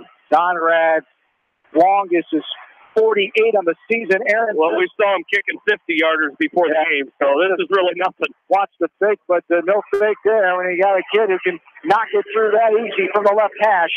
And it's through for 17 points for Xavier now. 20-17 is the advantage for the Bobcats still, 2:35. So Coach Penner in the defense that time. You're happy with holding Xavier out of the end zone and forcing them to kick that field goal. Now your offense has some time to come back with 2.5 to go in this first half. Yeah, absolutely. And that's what we said. Xavier's going to come down. They're going to score points. And the Bobcats have done a great job. You know, we said how important, Aaron pointed out how important it was on that first drive for Western Dubuque to get 6. I think they had to go get it on a 4th down play, but they got the 6 points. And that's what you have to do with Xavier. You've got to make sure that you're, and I'm going to sound like a broken record, but you have to score on nearly every possession against them because, you know, they don't have necessarily 4-down territories when you've got a kid that can kick 50-yard field goals. So they're going to score in one way or another. You have to go down and score with them and keep putting up the touchdowns. 20-17, Bill. Well, that's the first time that anybody scored a touchdown tonight, but each team scored, so they kept that continuation up. But the thing here is Bobcats received the opening kickoff.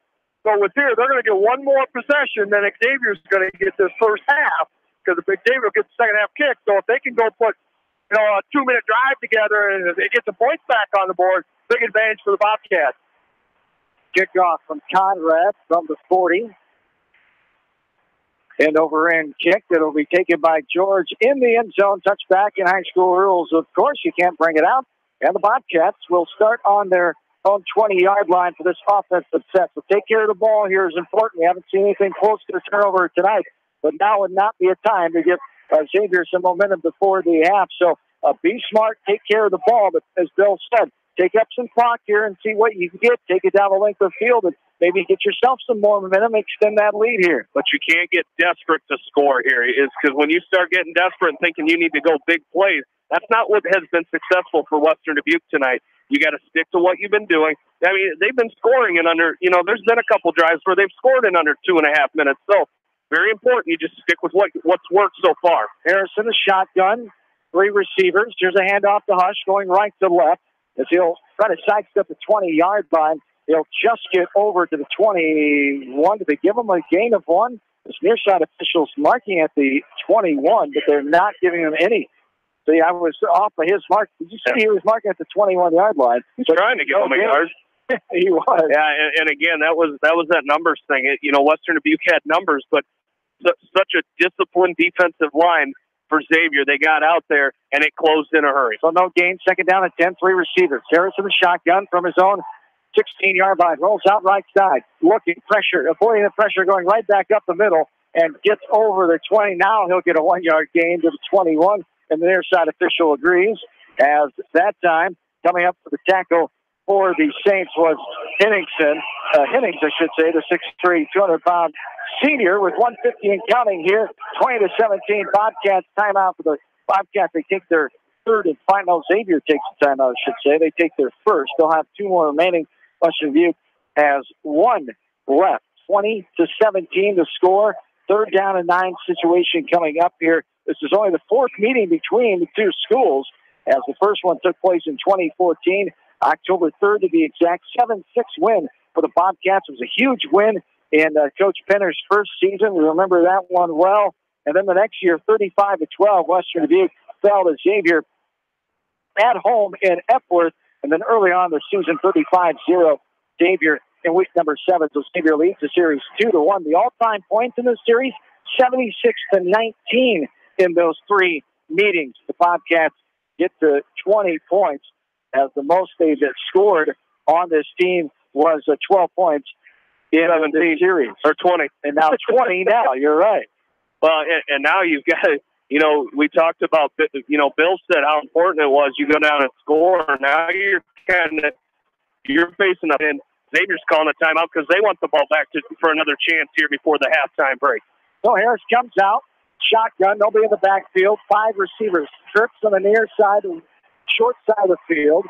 Ball's just inside the right hash. Harris going to throw it over the middle. It's caught, getting over the 25-yard line and then slammed down.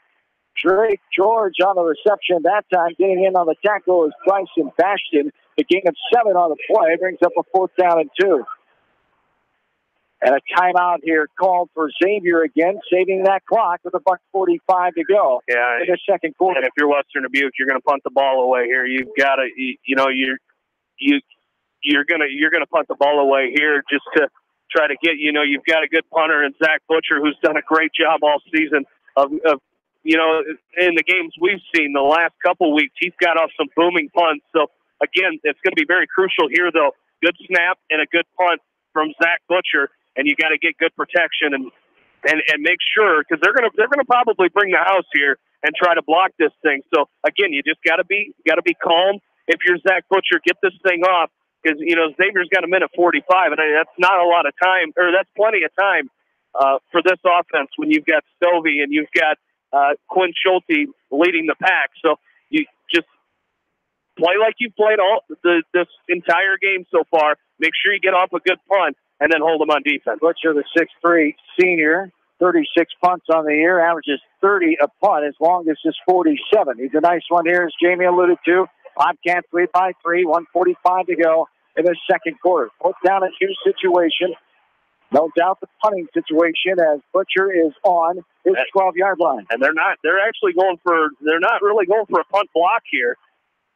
And he'll boom it away. The high Parker will bound at the 35, 6-yard line. Will take a Western Dubuque bounce all the way down inside the 20. Going to be down near out of bounds at the 16, about the 17-yard line. Great job by Butcher there. And the 56-yard punt by Zach Butcher. That's now his longest of the year. What a time for it. Well, you said it's going to take a Western Dubuque bounce. That took the Unidome bounce. That's what you got to get. You got to get that ball rolling on the turf, and that's what you saw there. I think we saw Ethan Stryker the other day in that Edco game, got off a 60 or 59-yarder or something like that.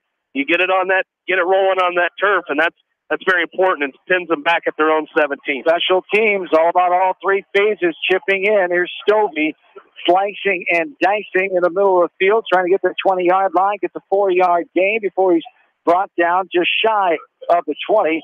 Sam Goodman in on the tackle that time. $1:15 and counting to go in the second quarter. Bobcats lead by 3, 20-17. And I think in this situation, Xavier's just trying to see if they get something to open up. They're not going to go to the air attack and try to get it all at once. I think they're going to play a little bit conservative here because, like Bill said, they get the ball back. They know that they get the ball back. So if they break something open, you may see them go a little more wide open. But I think now they're just going to try to take it into halftime here. And a nice job there again by that defense, not allowing that big play to happen. Very conservative again. Stovey off the right side. He'll get shy of the 25 for a gain of 2 as Will Burge gets in there and gets credit for the tackle. 35 seconds and counting here. 3rd down and 4 for the Saints with a 3-point lead for Western Dubuque. Under center, is Schulte. High formation, two receivers. Left side, he's not looking at them. Second man through Scovey. Trying to get away from a Bobcat defender. Take him down behind the 25-yard line there.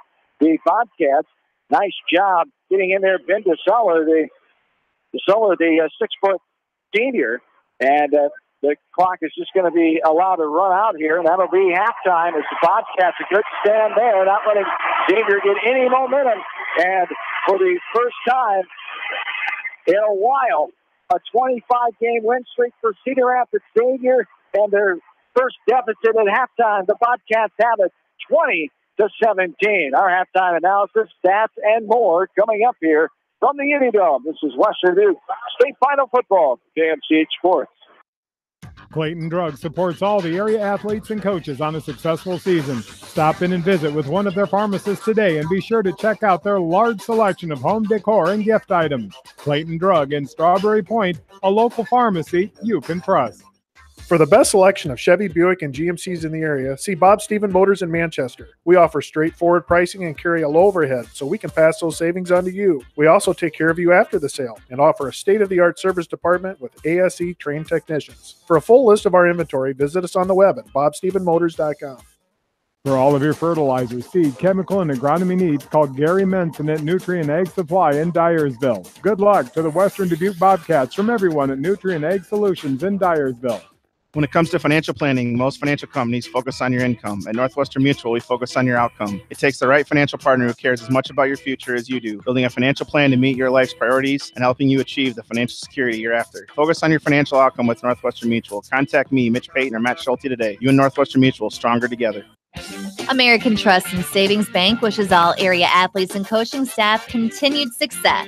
American Trust and Savings Bank with locations in Dyersville, Farley, Dubuque, and Des Moines. Simply better banking. Check them out at americantrust.com. Member FDIC, equal housing lender. Bi-County Disposal Incorporated for all of your commercial and construction disposal needs. Best of luck to all area athletes and coaches from Bi-County Disposal Incorporated in Dyersville, serving Dubuque and Delaware counties. Go Bobcats! Sight and good vision is very easy to take for granted until it is taken away. Advanced Eye Care Associates of Eastern Iowa is here to help you. Advanced Eye Care Associates of Eastern Iowa, located at 225 West Main Street in Manchester and 1113 West 3rd Street in Vinton. This is Phil from Gateway Appliance. We service most major brands of appliances, and we are Manchester's exclusive KitchenAid, Maytag, Whirlpool, and Amana dealer. Stop in and see us today in the Big Blue Building on West Main in Manchester, or call 563-927-3200. Delhi Lumber has products for every home and every budget. Delhi Lumber carries Midland doors, which are one of the best values around. You can see Midland doors today or call Delhi Lumber at 563-922-2404 for more information. Your Midland overhead door dealer, Delhi Lumber. Big town quality with small town service. This is Dr. Tim Collier from Dental Associates of Manchester. We take pride in the environment we provide our patients with a caring attitude and unsurpassed comfort. For the kind, compassionate, and competent dental care you deserve, call us at 927-GRIN. Dental Associates of Manchester, creating healthy smiles for life. Jay's Auto Supercenter in Manchester has quality pre-owned vehicles, great financing options, a full-service department, body shop, and detail department. See their full line of vehicles online at jsautosales.net. That's Jay's Auto. Customer satisfaction is their #1 priority. Jay's Auto! This is Jamie Vasky from Don & Walt LLC, your independent Lennox dealer in Manchester. For residential or commercial plumbing, cooling, and heating needs, and top-quality Lennox furnaces and air conditioners, see Don & Walt LLC on East Main Street, Manchester, or call 927-2232. Locher & Davis Law Office in Dyersville, proud to support the Western Dubuque football team and coaches. Good luck from Locher & Davis Law Office in Dyersville. Go Bobcats! Family fun and great food await you at Lightning Lanes Family Center and Captain and Tennille's Sports Bar. Come out for a fun night of bowling or watch the big game on their 10-foot HD big screen. And of course, great food and your favorite beverages. Lightning Lanes Family Center and Captain and Tennille's Sports Bar on East Main in Manchester. Farmers Savings Bank proudly supports all area athletes and their coaching staff. For all your banking needs, visit them in Colesburg, Elkport Garber, Strawberry Point, Arlington, and Aurora, or online at farmersavingsbank.com. Member FDIC. If you are in need of rental equipment such as skid loaders, high-reach forklifts, and man lifts, contact Jason at Moyle Rental Services or check out our website at moylerentalservices.com. Moyle Rental Services of Manchester wishes all area athletes and coaches the best of luck.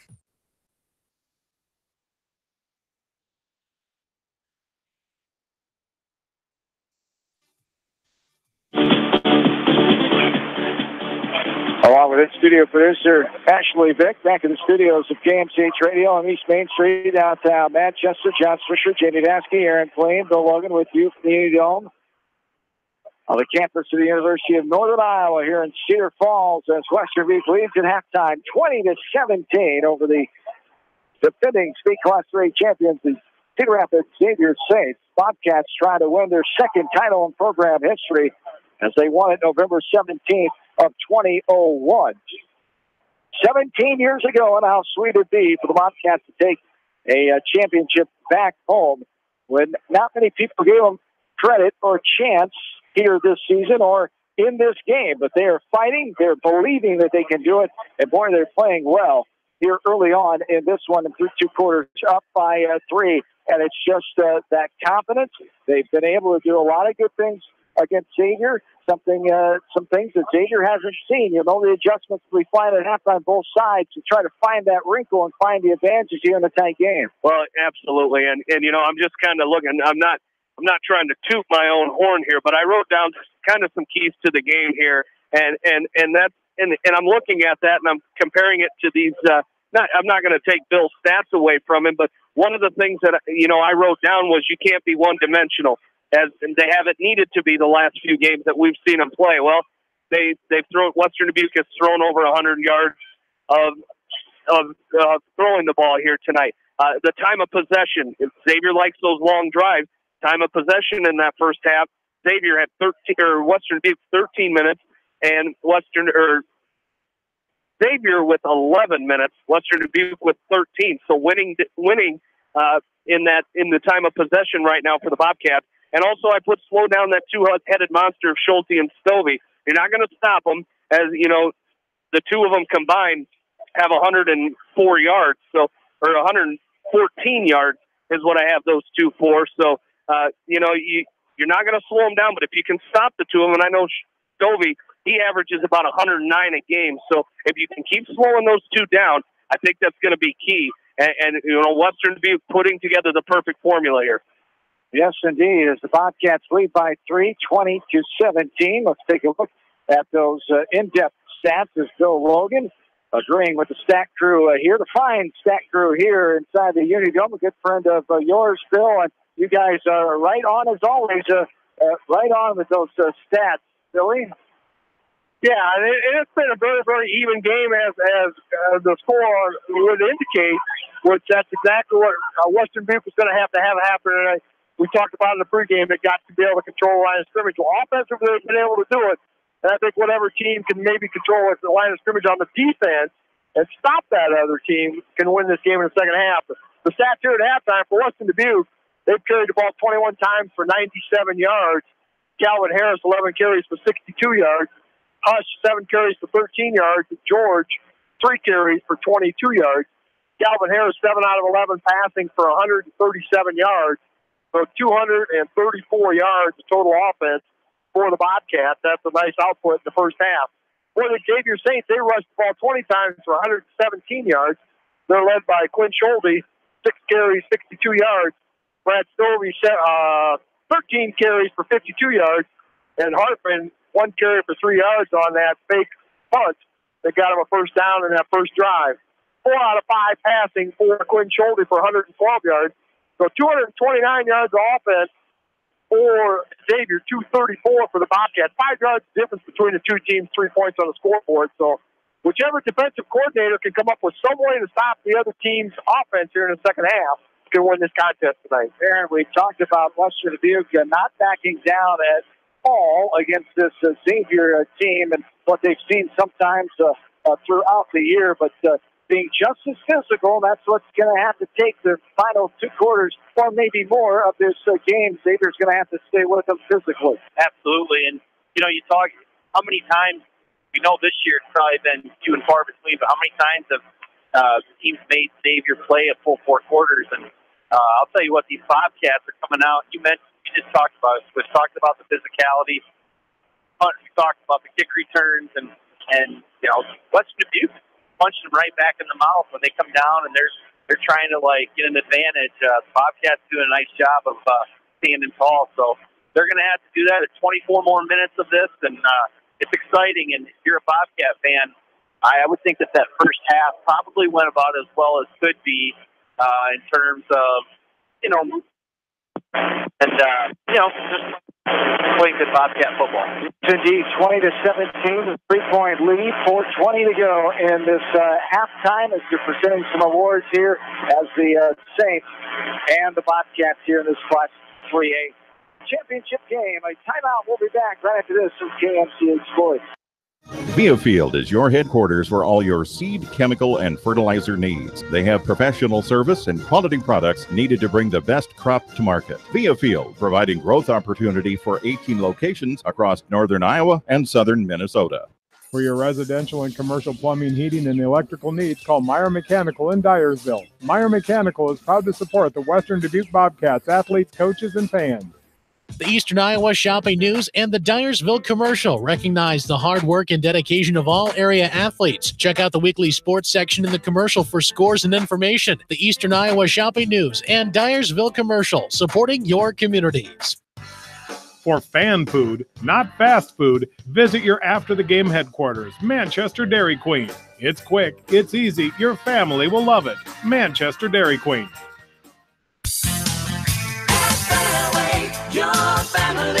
It's no secret that people come to Fairway in Manchester for their famous meats, but as you dash back to the counter to pick up your USDA choice ribeyes, don't be surprised if you find yourself lingering among the delicious fruits and vegetables in the produce department. Shop Fairway in Manchester for low prices and all your grocery needs. Just like a great coach, State Farm agents like me, Julie Smith, can help you develop a game plan for your insurance needs. Whether it's car, home, life, health, or business insurance, I can dig into the playbook and help you find the affordable coverage you need. For all your insurance needs, call on a winning team. The Julie Smith State Farm Agency in Manchester. J&D Catering and Suites in New Vienna provides exceptional handcrafted food, whether a cocktail buffet, formal dinner, or a themed event. Let Diane and her staff create a customized menu sure to wow your guests. They offer an extensive specialty cupcake and cake menu. Call or check them out on Facebook. Let J&D Catering and Suites set your next special event above the rest. Hi, this is Chris Henry, Service Manager at Brown Sales and Leasing in Elkader. Our goal is to make your car buying experience the best possible, and our factory-certified technicians are dedicated to you and your vehicles. Stop in and see us at Brown Sales and Leasing in Elkader, or visit us online at 4browns.com. Your hometown dealer, wherever your hometown may be.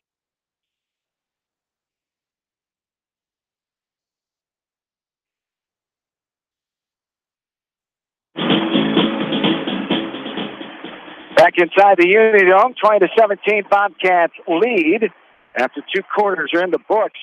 2 finals in the books so far in the 2018 championship slate of high school football, as the 124 schools have now won state titles since 1972, the 47th year of the state playoff 4-class system before expanded to 6 classes. As earlier today, it was New London improving their record to 12-1 in the 8-player final. They beat Rockford 55-14 in the afternoon contest, Class A. The team that beat Edco last Friday, the game we had here for you from KMCH Sports with Aaron and Jamie and myself. AHSTW of Avoca enter season 12-1. They were defeated by Hudson as 30-7. The final Hudson ends at 30. Check that, 13-0 for Hudson. The Class 3 final taking place right now. Of course, Western Dubuque, Cedar Rapids, Xavier. Tomorrow, it's 1A, 2A, and 4A. West Sioux Warden against Dyke Hartford at 11 a.m. in the 1A contest. 2A sees Boyden Hall Rock Valley at 2 o'clock against PCM Monroe. It's West Des Moines Dowling and Cedar Falls will hook up 2 12-0 teams there trying to stay unbeaten tomorrow night at 7 o'clock. As we take a look at what happened in this game so far, Drake George scored on a 4-yard run to start the scoring for the Bobcats. 6:05 to go in the first quarter. They led 6-0 until the 3:45 mark in that first frame. 7-6 Xavier after a Schulte 1 yard run after an 83-yard drive. Calvin Harris a 1 yard touchdown run after a big 64-yard pass play by George from Harris. 1:46 to go in the first quarter. The score was 13-7. So that score after one, then the scoring didn't start until 8:36 to go in that second quarter when Xavier retook the lead 14-13 as Jerderbeck, the 56-yard run pass to him, and then Quagliano scoring on the 26-yard pass, making it 20-14. The extra point was good with 4.5 to go in the second quarter as Xavier came back with a field goal, 32-yarder by Ben Conrad, and making the score 20-17 as we stand now as we get ready for the third quarter. Fresh 3 minutes put up on the scoreboard for the warm-ups. Both of these teams out and preparing for the some of them, the seniors, the final second half of their football careers. Some of them move on to play college football, but not all, of course. 31 seniors for Cedar Rapids Xavier playing in their final game tonight. 23 seniors for Western Dubuque playing in their final contest. We'll take another timeout, come back, get you ready for the third quarter. You're listening to Western Dubuque football, KMCH Sports. At Three Rivers, our customers come first. Your business is very important to us. Our goal is to provide you with the best products and service that you have come to expect from Three Rivers. Visit our website at threeriversfs.com or the location nearest you. Three Rivers, your partner in growth solutions. You expect big hits on the field, but not on the road. So when the unexpected happens, call Krager Body Shop in Dyersville. They specialize in major and minor collision repair and frame straightening. For all of your auto body work, see Krager Body Shop in Dyersville. Citizen State Bank, your locally owned, community-minded, and customer-oriented bank, is here to serve you. Choose one of their 7 convenient locations in Winthrop, Monticello, Manchester, Ryan, Strawberry Point, Hopkinton, and Nubiana. Citizen State Bank, community banking with people you know, member FDIC. Put a little south in your mouth at Rockin' 5K Barbecue Shack in Manchester. You can't go wrong with any of their melt-in-your-mouth menu options. Dine in or call ahead for carry-out. Book them today to cater your next event. Rockin' 5K Barbecue Shack in Manchester. Riker Shoes is your specialty shoe store. They carry women's shoes to size 13 and men's shoes to size 18. Riker Shoes is your sports shoes headquarters in Dyersville. This is Jamie Vaskey, the voice of the West Delaware Hawks, and I've had the chance to review the Good Neighbor Society's playbook, and I got to tell you, they are friends in your neighborhood, designing plays to get you home fast. If you need help getting back in the game, contact the Good Neighbor Society Rehab to Home team at 563-927-3907. The Edgewood Reminder is proud to support all the area teams in athletic action and appreciates their efforts in the classroom and during sports. Check out all the sports photos in each week's issue of the Edgewood Reminder. For all of your fertilizer, seed, chemical, and agronomy needs, call Gary Menson at Nutrient Ag Supply in Dyersville. Good luck to the Western Dubuque Bobcats from everyone at Nutrient Ag Solutions in Dyersville. TriVet Associates is a mixed animal veterinary clinic with offices in Farley, Dyersville, and Holy Cross. Our 8 doctors serve the Dubuque, Manchester, Guttenberg, and Cascade areas and provide veterinary services to both large and small animals. For more information, find us on Facebook or visit our website, trivetinc.com.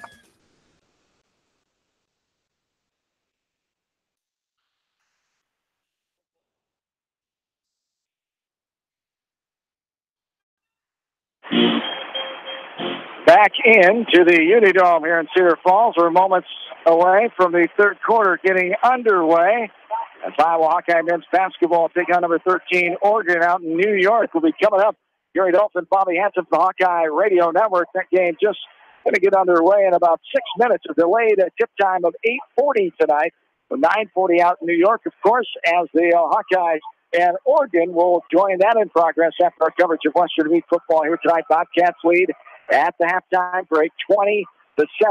So it's Justin Pinner in his third ever game here at the Unidome, his first state championship contest as a head coach. He went to the semifinals with Carroll Kemper and lost back in 2007. We're underway in the second half as the kick is retrieved from the 6-yard line, going left to right all the way out the 25-yard line. There are flags on the play as bringing that one out is Pat McGinn, the senior. And we'll see what these penalty markers imply. Well, it was on this near side, and it came from the side judge here on the near side of, on the Xavier sideline. And it's really weird because everything was going to that side of the field. So I'm not sure what he saw from all the way over here that he threw a flag on. Cameron Kleesner gets in there on the tackle, 5'10", 170-pound junior. Bill, what'd you see? Well, one of the Xavier kids was coming off, grabbing his face mask, like maybe he thought it was going to be a face mask penalty, but they had apparently a fumble down, and they scrambled it, but they said Xavier recovered the fumble. So we'll see what it is. Maybe that fumble was caused by that face mask. Take a long time. It was out. That flag was out before. Here comes a little bit before that fumble came out. From the head referee. Yep. I think Bill saw the second one. Oh. 2 holdings, so offset. So, whole lot there for nothing as Xavier will come out with the ball with 11:52 to go in the third quarter. I guess I never seen holding on a kicking team before. I've never. What are you holding? Very rare. What are you preventing by holding anything? Bobcats lead 20-17.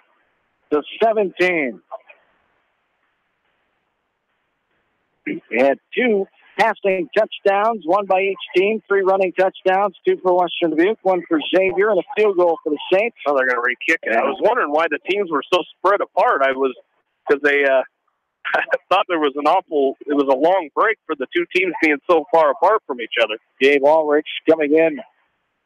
71 kickoffs, 7 touchbacks on the year. He wants to be a good spot for an onside kick after the long one. PAT kicker until Buck Winter took over those duties with some struggles for Ulrich, the junior.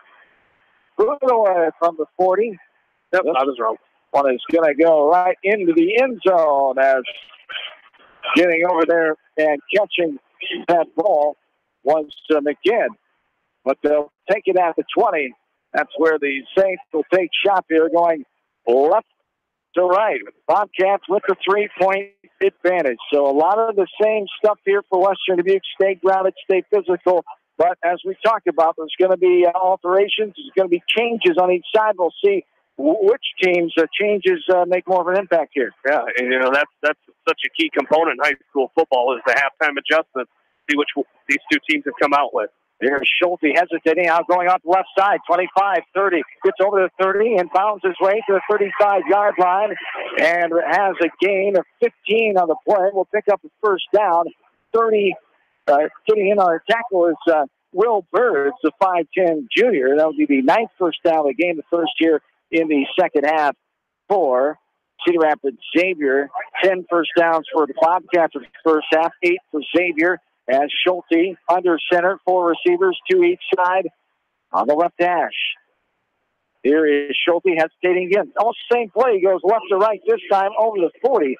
Will be grabbed onto and taken down at about the 43-yard line. Is getting in there is Jason Simon, the rest of the leading tackle on the team. His 4th tackle of the night. A gain of 7 that time. 2nd down and 3. Yeah, he's just waiting for his offensive line to do what they do. And we the one time we saw Cedar Rapids Xavier, West Delaware played a really good first half, and they kind of imposed their will in that second half. Western Dubuque has to stop that here. High formation, a little movement in the backfield. The first man who gets it, but nothing was called.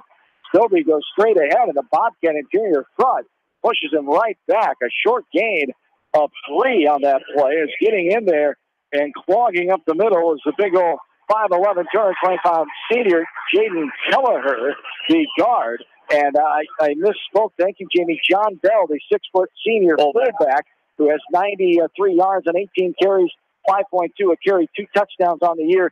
First time to touch it for him tonight, so a little change there, trying to mix up things. Another first down. Yeah, you got to stop the bleeding here. If you're Western Dubuque, go back to what works. Here's fake the Bell. And there's a pass caught at 31-yard line, off and running. Goodman will track him down from behind, but not bring him down all the way inside the 5-yard line, maybe at the 2. Derek Scala, the 5'11", 170-pound senior, with his 8th catch of the year. He came in 7 for 84 yards, 12 per catch.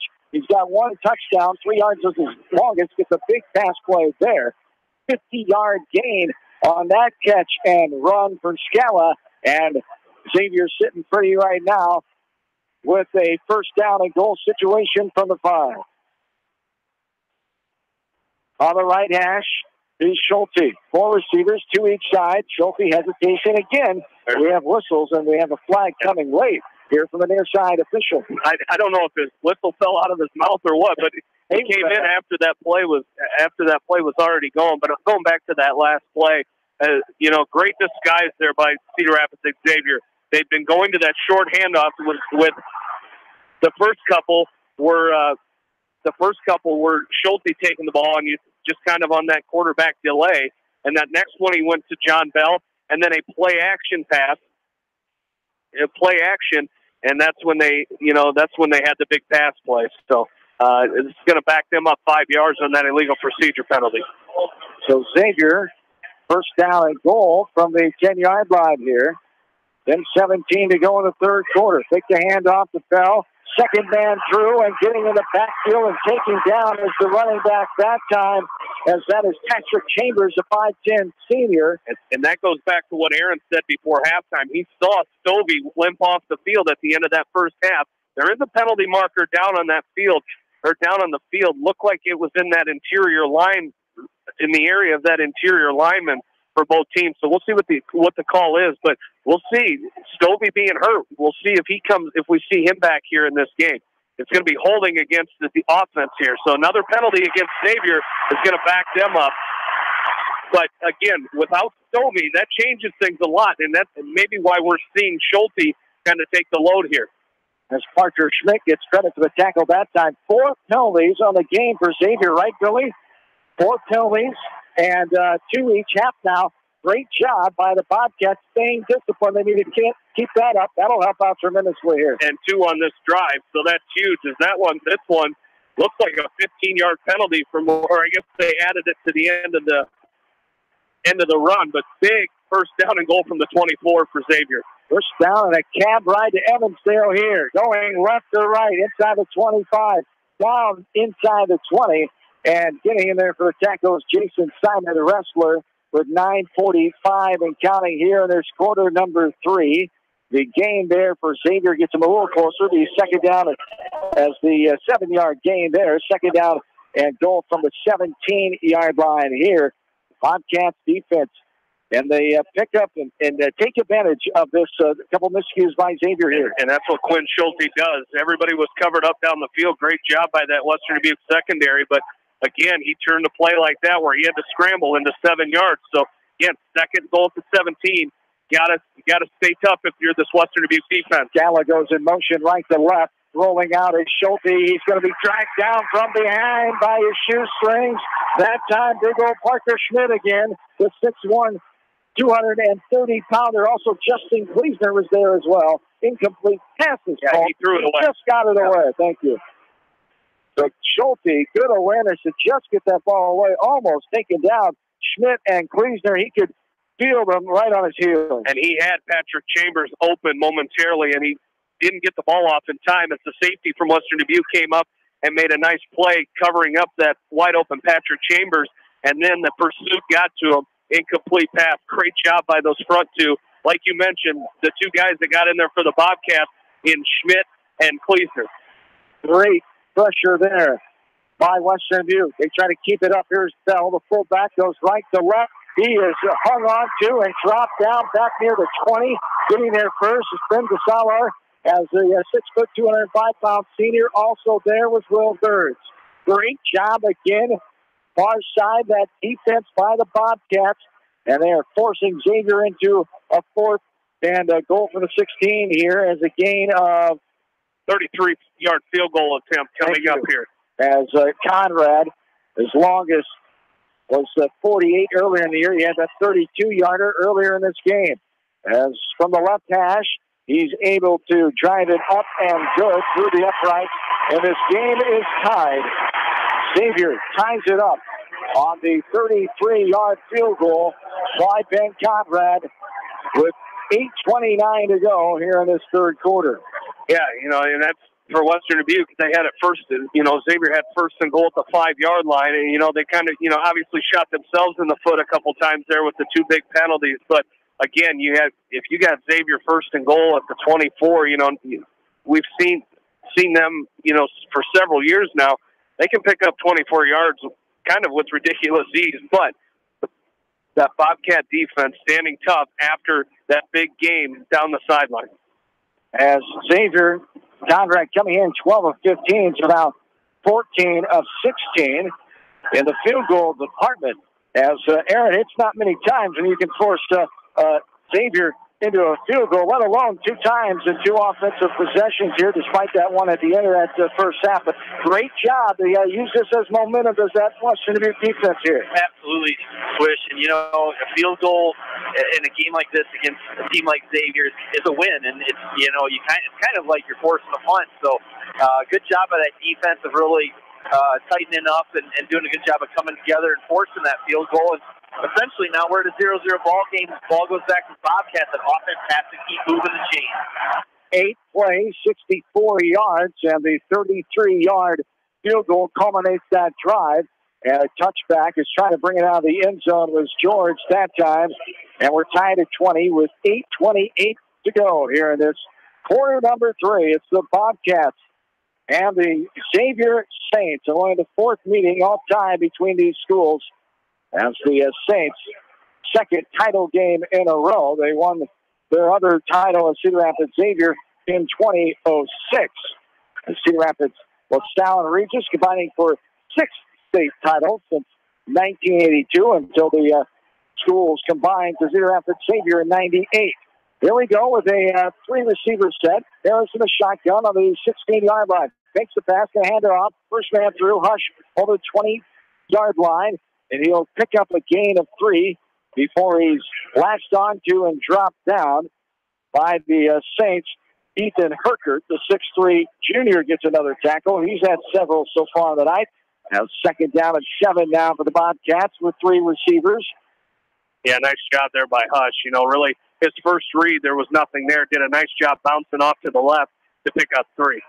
Harris rolling out left side on the 16-yard line. Stops. Now he hesitates, and now he goes forward over that 25-yard line. There was a fumble, but it looked like he was down, obviously, over the 30-yard line. Xavier trying to coax him into a fumble, and now Calvin Harris is getting up slowly. He's not getting up yet. He is still down, as the officials call timeout for injured players. Getting in there making the stop was Michael Gundacker, the 5'10 senior, and this is not what you want to see for the Bobcats here. The young man who was injured in Week 6 with that ACL injury. He missed a good portion of the basketball season a year ago. Calvin Harris, the 4-sport athlete, tremendous baseball player, the D1 prospect to Ole Miss, and he's been walked off by the training staff here, walked slowly off, and we'll see if they go with the listed 2-deep backup. Sam Goodman is the second quarterback on this team, and he is coming in now.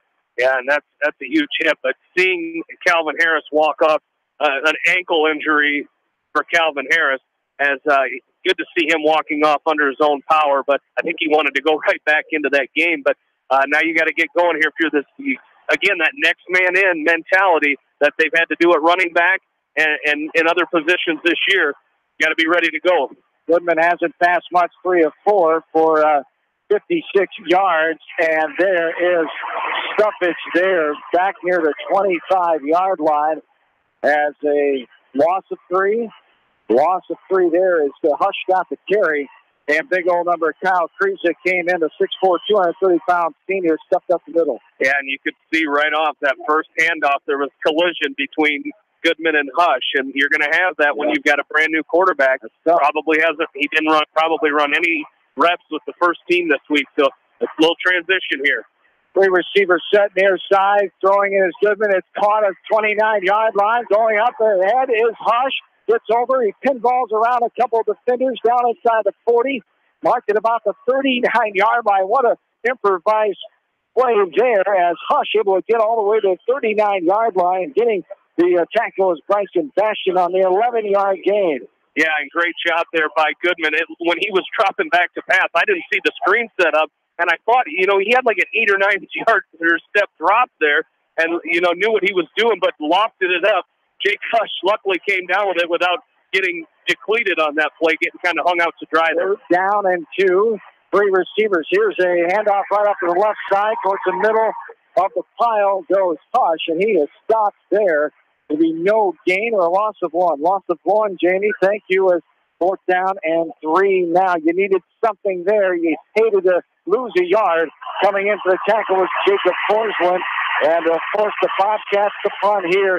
Xavier has a little bit of momentum right now. Yeah, and they tried a counter play there to Hush, and he was started on Goodman's right side, and that counter to the left, it wasn't there. And that left side, you talked about Krizek there on that left or the right side of that Xavier defense forces the Bobcats and Zach Butcher to punt away here.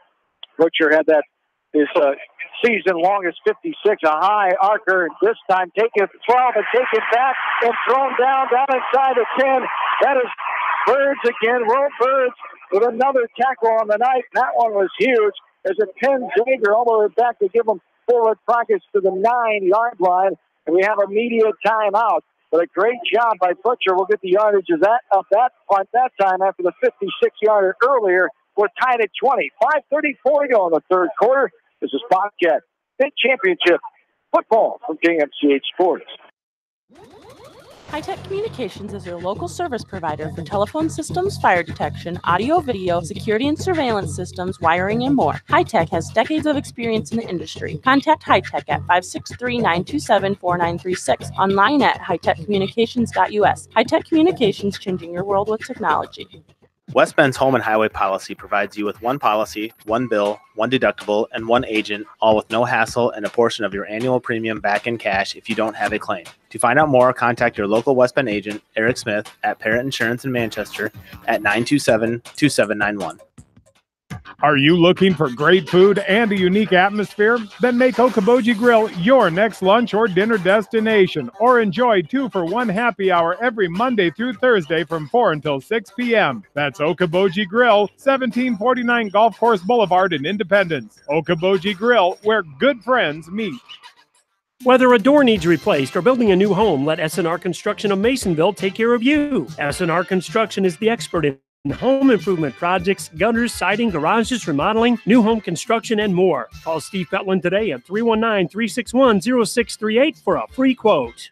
Bi-County Disposal Incorporated for all of your commercial and construction disposal needs. Best of luck to all area athletes and coaches from Bi-County Disposal Incorporated in Dyersville. Serving Dubuque and Delaware counties. Go Bobcats! Are you an athlete or physically active in your free time? Even active people can have muscle tightness and joint pain or even experience the occasional injury. Regional Medical Center physical therapy treatment and prescribed exercises can help you recover faster, reduce injury, and build strength and stability. Call RMC Therapy Services today so you can get back into action as quick as possible. 563-927-7322. Bolichek's Landing, downtown Delhi. Open 7 days a week. Friday night buffet, Saturday night prime rib, and enjoy breakfast every Sunday from 9 to noon. Bolichek's proudly supports all area athletes and coaches.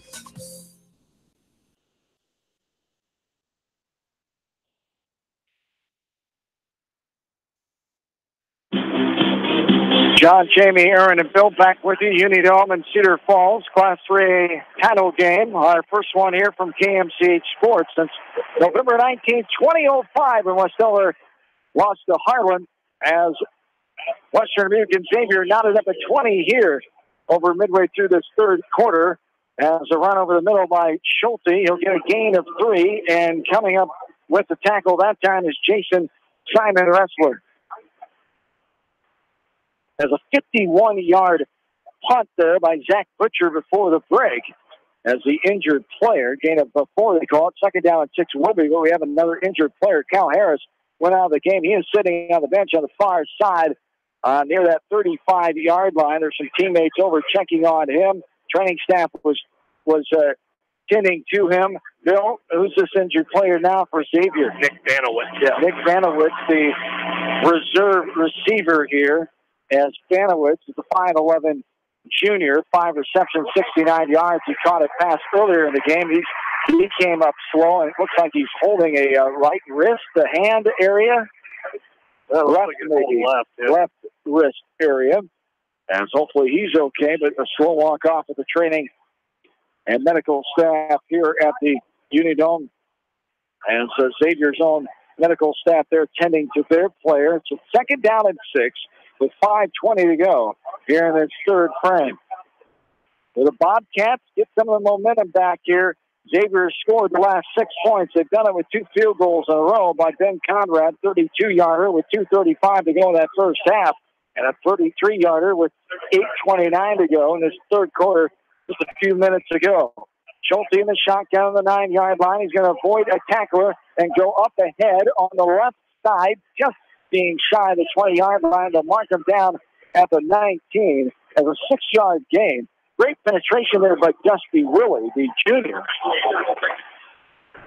As first down for the Saints, coming in there for the tackle that time was Ben DeSaller. Yeah, you kind of read my mind there on Dustin Willie. He did a great job coming off that left side, that left DN position, and he was a fingertip away from tripping Schulte up. But Schulte's another one. You're not going to bring him down with arm tackle. Willie's a backup defensive tackle in there. As here is Stovey going straight ahead and not getting much, maybe a gain of 1 or 2 on the play before the Bobcats get in. They give them. That is Patrick Chambers, I should say. He's still out. Getting the carry as Patrick Chambers, the backup running back for Stovey, 5'10" senior, 246 yards, 49 carries on the year with a gain of 2. 2nd down and 8. Here up the middle. Fake. Schulte keeps up, and he will get dropped down there by Ben DeSaller again. Also, Jason Simon Ressler in on the tackle for the Bobcats. And another gain of just 2, 3rd down and 6. Yeah, nice job there by the Bobcats. You know, that first option, they faked that handoff. I think it was almost like a kind of a triple option type play there. They had the handoff to the first man through in the fullback, and then he ran, and Schulte had that option of pitching it, and he kept it and ran it himself. And a nice job by the Bobcats closing that down and just allowing Schulte 2 yards. 2 receivers far side. Here's the pitch to Chambers. Gets the edge outside, and he's able to run. Gets past the 35 before he's lashed onto and taken down by Will Birds. But another first down. It'll be the 4th of the second half here. 12th of the ball game by Xavier with 3:13 to go in this third quarter of play. And they do a nice job of mixing it up, and they caught the Bobcats defense off guard there, hoping to get a 3rd down stop. Not meant to be. 12 yards on the gain for the Saints. It gives them the first down as the ball is just inside the 35-yard line. Under center is Schulte. Double stack receivers each side. There's going to be a throw to the left side, the far side of the field. Caught and then taken out of bounds just at the 40-yard line. As Chambers with the catch, and Will Birds on the stop for the Bobcats, gain of 4, 2nd down and 6. Yeah, they started with guys lined up behind Schulte and under center, and then they shifted everybody, motioned everybody to 2 guys to that left side, and they had a blocker out there for Chambers, and once he caught it on that quick little screen pass, just that little wide receiver screen, he had a blocker in front of him to pick up 4 yards. And a wrinkle there, what we haven't seen from this Xavier offense yet. Rolling out right side, Schulte, and has some room to roam. He's going to get over the 40, but take him down before he gets to the 45-yard line. Ben DeSaller in there as the 6-foot senior, 54 tackle, 2nd on the team in the tackling department for the Bobcats defense. As a gain there brings them 3rd down and 2, the 4 after the 4-yard gain. Yeah, and that was just a naked bootleg there by Quinn Schulte. And, you know, fortunately for the Bobcats, you know, the guys on that left side on the front did not stay home, but the linebackers did, and were able to hold him to just the 4-yard gain. Trips to the far side of the field from the right hash, a pitch to Chambers. Going right to left, it's over the 45-yard line, and the first down will be signaled there before a Bobcat can get there and take him down. And with the tackle, there's Hush that time. Jake Hush, 47 tackles, comes in 3rd on the team in the tackle category for the Bobcats. And the 5th first down of the second half for Xavier now as the clock dwindles down in the 3rd quarter, 1:50 and counting. Just a single back here behind, I believe that's the fullback Bell, is the only one behind Schulte this time. It is Bell. We saw him a couple times earlier. He zigzags, goes back to the middle of the field, right on top of that UNI Panther logo at center field here inside the Unidome over the 50-yard line as he gets to about the 47, they'll call it. As coming in and getting the stop is Parker Schmidt. 34 tackles from his defensive tackle position, gain of 6 on the play, second down and 4, 1:15 and counting, quarter 3. And that's where you mentioned him zigging and zagging, and that's what his offensive line allows him to do, as that play was designed originally to go right. He took back left because they had the flow of the play going to the right, left that opening on the left side for him to pick up 6. He's so patient. It looks like he has all day. He gets over the 47-yard line, trying to get to 45, denied, right about the 46. A gain of 2 on the play. A stop there at that 46-yard line by Will Birds. It'll be a third down and 2. And again, they're just running Schulte. And with Stovey out of the game, it just doesn't look like they have that complete confidence in Patrick Chambers yet. As they've gone to him a couple times, but again, a heavy dose of Quinn Schulte here, as they're going to send Chambers out as a wide receiver again. So just John Bell in the backfield in that single back formation. On that far side, double tight receivers here. Schulte right up the gut there. He's held on to. Don't think he got it. As a push back. And did they give him forward progress at the 48-yard line? They did. Bill had it. Bill 44. At the 44, 43-yard line. That's just outside the 44. As the clock will dwindle down here on the 6th first down, the second half for Cedar Rapids Xavier. Xavier gets the first down, and the clock will hit zeros. Fourth quarter coming up. We've got a doozy here from the Unidome. We're not in at 20. Western Dubuque trying to get their second ever state championship. Xavier going for their third and back-to-back. This is Western Dubuque football. You're listening to it from KMCH Sports. Leonard Muller Funeral Home and Crematory wishes all the best to the athletes and appreciates their hard work and scholastic efforts throughout the year. For personal, caring service, Leonard Muller Funeral Home and Crematory in Manchester, Edgewood, and Strawberry Point. Hey KMCH listeners, GMB is proud to support our area athletes and help bring the sport to you. The GMB Bank team reminds you whatever your financial goals, we're here to help you reach them. Stop by our Manchester location or visit us online at gnbbank.com. Member FDIC. Going above and beyond is a standard of care at Above and Beyond Home Health and Hospice Care. Their compassionate staff care deeply about the comfort of their patients. A nurse is available 24 hours a day, 7 days a week. Above and Beyond Healthcare, the more they care, the more beautiful life becomes. Proudly serving Jones, Jackson, Johnson, Lynn, Clayton, and Delaware counties. At Tauke Motors, we believe in a gentler, simpler way of doing business. Check out our large selection of new and pre-owned vehicles, as well as great incentives at taukemotors.com. If you are looking for a new pre-owned vehicle or service on your current vehicle, come to Tauke Motors, Chevrolet, Chrysler, Dodge, Jeep, and Ram on 9th Street in Dyersville.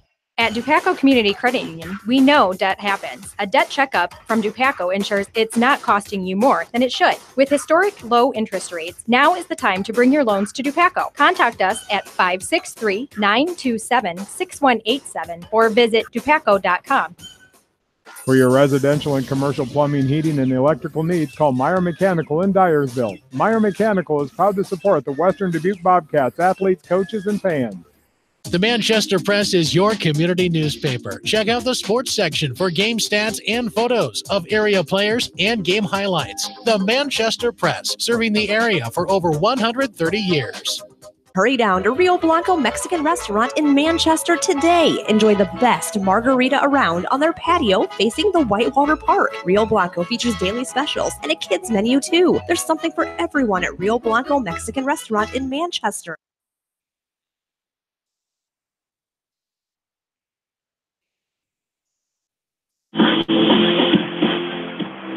Back in, fourth quarter about to commence as 19 plays for Xavier and a lot of time taken up to 5 plays for Western Dubuque when they had the ball. First and 10 here, going right to left from the 43-yard line. Schulte gets the snap and goes striving for that 35-yard line to be denied and get to the 36 instead.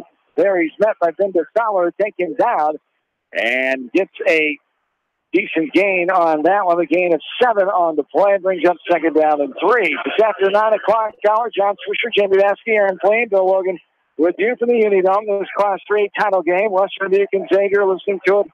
Mix 94.7 KMCH, Manchester, and KMCH.com. 4 receivers.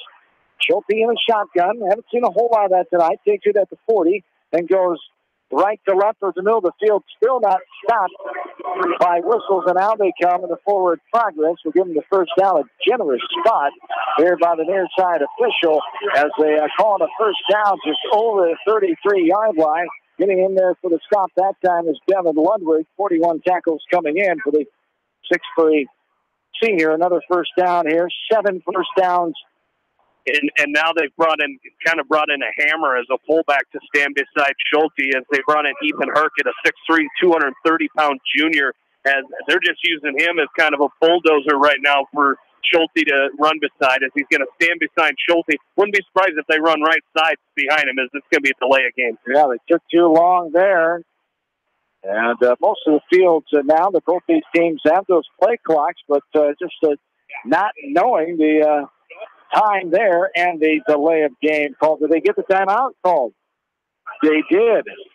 Good call, Bill. Good eyes there. They did get the timeout just before the clock hit 0, and the back judge did get his flag out, but the near side official said Xavier wanted the timeout first, and they got it before the penalty marker came. So the first timeout taken in the second half by either team here as the Bobcats and Saints tied up, 10:51 to go here in this Class 3A title contest. Iowa Hawkeye men's basketball coming up from New York City. The 2K Classic, the Wounded Warrior Project cause, as Iowa against number 13 Oregon right now with 7:51 to go in the first half of play. It's Iowa leading number 13 the Ducks of Oregon 26-20. So 6-point lead. Coach McCaffrey and company as that one reaches the ending stages of the first half. We'll have Iowa men's basketball come up joined in progress later on tonight. Also to be in action tomorrow afternoon, either 3:30 or 5:45 for Iowa Hawkeye men's basketball. Tomorrow night starts a winter sports season already. It's West Delaware and Western Dubuque. Girls basketball, Kevin Schiffman will have the call from Epworth. The Iowa wrestling team opens their home season tomorrow, too. Thank you, Jamie. You're welcome. I was not excluding. I figured you'd give me input on that. There is the Schulte getting over the 45-yard line. He's going to be stopped behind the line of scrimmage by the big boy, Parker Schmidt. No gain on the play. Right at the line of scrimmage. Who the Hawkeye wrestling team have? That's right. They're going to open at home against Princeton tomorrow. And you'll be there in attendance? You'll get your, I hope they've got them ice cream machines ready. You'll have your ice cream going, maybe a couple of them for opening night, huh? Or 3 or 4. 4 receivers. Don't give away your secret. Quit it, Aaron. Second down and 10. 4 receiver set. Schulte fakes one way. He's going to throw over the middle at the wide open Chambers. Caught at the 15 as he scampers right into the end zone. Had a Bobcat defender on his back. But Chambers with the catch. 33-yard touchdown catch and run by Patrick Chambers, the backup tailback. It's his first touchdown as a receiver that time. And all it was a fake. It looked, they sent Chambers. He was in the backfield right next to Schulte, and it looked like Schulte was going to do what he's been doing the whole game. Again, they're so good at setting up those big plays as Schulte tucked it and took 2 or 3 steps forward like he's been doing all night, like he was going to run it, stepped back, and Chambers was wide open. And the extra point from Conrad is tucked in the left upright, and it's 27-20 Xavier. Patrick Chambers hasn't caught a pass all year long, and he catches a huge one here in the state final. 7-point lead for Xavier now. A quick timeout. We're back after this from KMCH Sports. Locher and Davis Law Office in Dyersville, proud to support the Western Dubuque football team and coaches. Good luck from Locher and Davis Law Office in Dyersville. Go Bobcats! Newhouse Construction and Concrete is proud to support all our area athletes. Give Phil a call at 927-5178 for your commercial, ag, or residential projects, or visit newhouseconstruction.com. Newhouse Construction and Concrete turns design into reality. No one can win a game by themselves. At F&M Bank, our team works together to achieve the ultimate goal, exceeding client expectations. F&M Bank is a proud supporter of all local sports teams. F&M Bank, the right choice in Manchester, Cedar Rapids, Anamosa, and Monticello. Member FDIC.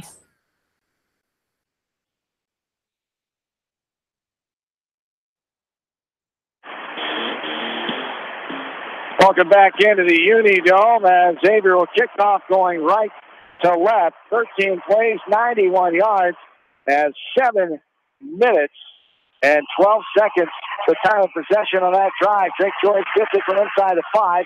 He's going right to left, scampering over on the far side. A fumble on the play down inside the 20. Hopefully the Bobcats will get it back. I think George fell right back on top of it. There is that is not what Western Dubuque needed right there. I'm just going to say. Excuse me, no, it was Zach Butcher who fell on it. I knew it looked like there was one in there, but it was Zach Butcher, and he came quite a bit of ways away from that. He was away from that play and very alertly dove on that ball right on the sideline. Xavier has the momentum right now. They've scored the last 3 times, the first 2 on field goals, and the last one a touchdown pass to Chambers, who hasn't caught in a pass, let alone a touchdown pass all season long.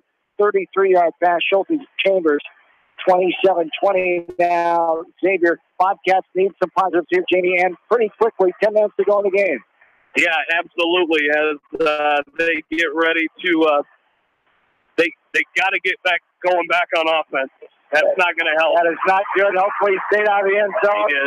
Just shy of the goal line as Goodman, Calvin Harris, is on the sideline still being injured in that third quarter, is coming in there and getting the tackle that time. Negative 16, loss of 16 on the play after the tackle by John Bell, the senior defensive end. And Xavier's defense is coming alive now after the Bobcats have been able to figure it out. But tough situation, we talked about it. Even though he's a senior, Sam Goodman, it's different. Putting in a limelight and being the quarterback now, got to run the show in this setting. In the end zone, he's going to try to hand it off to Hush. He'll get outside the end zone, up to the 1. I think that was George. It is Drake George on the carry as George gets grabbed onto and taken down by a defensive tackle, Wyatt Johnson, the 6'1 senior. No gain on the play. 8:55 and counting here in the fourth. 3rd down and 26 from their own 1. In the shotgun in the end zone on the A of the Panthers. Here is Goodman trying to get rid of it. He's got pressure coming. He's going to throw, and it's caught right at the 10-yard line with a man draped all over him. Drake, the George? No, that's Jeff Tyson, the senior. We haven't talked a whole lot about tonight. 208 yards, 20 catches, 2 touchdowns on the year. The 5'10", 160-pound senior getting in there on the tackle. That time is Goodacre. And a great job there by Sam Goodman. He was under pressure from the word go there, and he was able to stay composed and at least give Zach Butcher some room to punt this one away. Butcher, last punt, 51 yards. His season high is 56 yards earlier in this game before halftime. And there's Xavier catching it and downing it on the third catch by Scala at the 42-yard line of the Bobcats. That's where the Saints will take over, going right to left. As 27-20 here again, a big situation as defense. You need to stop here, or you hate to think of getting down 2 touchdowns to the Xavier defense right now. And you know, Bill pointed something out in our last break with Cal Harris down there on the sideline. You don't know for sure, but he walked off fine when we thought it was originally an ankle. But Bill said he hit the ground really hard on that play. And they've shown him a couple times on that video board, and I think Bill noticed that too, and over on the sideline, that he doesn't have a helmet near him right now. So maybe that helmet came down a little bit hard on the turf as for Calvin Harris, and just a couple teammates over there just kind of keeping an eye on him and sitting with him over there. But that's really unfortunate for the Bobcats, because the way he walked off, if it was a hurt ankle, he would have been back on the field. That definitely is always a telltale sign of the helmet not any way around. They hide that so you can't sneak back in and get on the field, with some players over the years have done. The third penalty there, false start. 5 penalties on the night. That's been a bright spot for Western Dubuque. They have 0 penalties on the night. And the carry this time is Chambers. He tries to get to the 40-yard line. Schulte, the main running back for Xavier, is out as well. Now some extracurricular activity going on here. Is getting in on the tackle that time was the Bryce Fussell for the Bobcats. And we had some jarring. The Xavier side was going crazy, and then one of the Xavier players getting in the face of Fussell. The officials just got in between them trying to separate him. Yeah, and you could see Fussell throw his hands in the air. You know, there was nothing malicious by him, as you know, he was just going to the end of that whistle, and of course the Xavier fans right there wanted the play. A 7-yard gain that brings up a 2nd down and 8 now. And 7 minutes and counting. 27-20. Xavier lead rolling up middle of the field. Schulte has pressure coming. Supplying that is the big fella there for the Bobcats. That's Parker Schmidt. As just throwing it out of bounds. That time was Schulte. And that's another thing that Quinn Schulte is so good at that you usually don't see with high school quarterbacks, is that wherewithal to, when you're out of the pocket, knowing you can throw that ball away if you're under pressure. You don't see that too often with high school quarterbacks, knowing that they can get rid of it. So many kids in high school want to try to make something happen out of nothing. But I guess when you're Xavier, you know that you're going to have another down here on 3rd and 8. Then Schulte, being looked at by UNI, where his older brother Reggie played. 3rd down and 8. Shotgun. Chambers will not get the handoff to a fake. Right up the gut is Schulte, and the Bobcats middle of the defensive stake down as I was. Up to the 30-yard line, and Will Bird's on the tackle after the 10-yard gain. And the 8th first down, the second half for Xavier, as the offensive Saint train continues to roll. Yeah, and that last drive that Xavier had, I think Bill had it for 7 minutes and 12 seconds. This one's at 10 minutes, this drive here for Xavier. And that, I mentioned that at the time of possession. They did that against Lewis Central. They just ate that clock away and didn't give them any time to try to score. Last Thursday night, they won that semifinal 37-13. The same night, Bobcats won 35-18 over Sergeant Bluff Luton. As again on the tackle that time is Schmidt, as Chambers on the carry up the middle, just over the 30-yard line on the 29, a gain of 1. 2nd down and 9, 6-10. And counting here in quarter number 4. Yeah, and you've mentioned a couple times the momentum that they've got here, and that's without Brady Stovey, and he's been such an integral part of this offense all season long, and to have him out and for them to still come out here, and I think they've scored on 2 possessions since he's been out, and just pretty impressive team here. Here is Schulte going to the middle of the field. He is latched onto and dropped down before he can get to the 28-yard line. As Hush gets in on the tackle. Also there was Parker Schmidt, nice job. The 6'1" senior flowing to that ball, a gain of 1, 3rd down and 8. 5:20. The clock is not the friend of the Bobcats right now. Xavier continues to take time off the ball. If you watch their last 4 plays, they've gotten off less than 5 seconds. Yeah. And so they're, this is intentional for the Saints here. There's a pass and out. A wide receiver pass was thrown short. Had to come back to the ball on the 8-yard line. It hits the turf as Scala was getting the pass from Pat McGinn. As Pat McGinn throwing that one, he has no passes on the year, as McGinn is one of the backup receivers in there, and he's also a return man.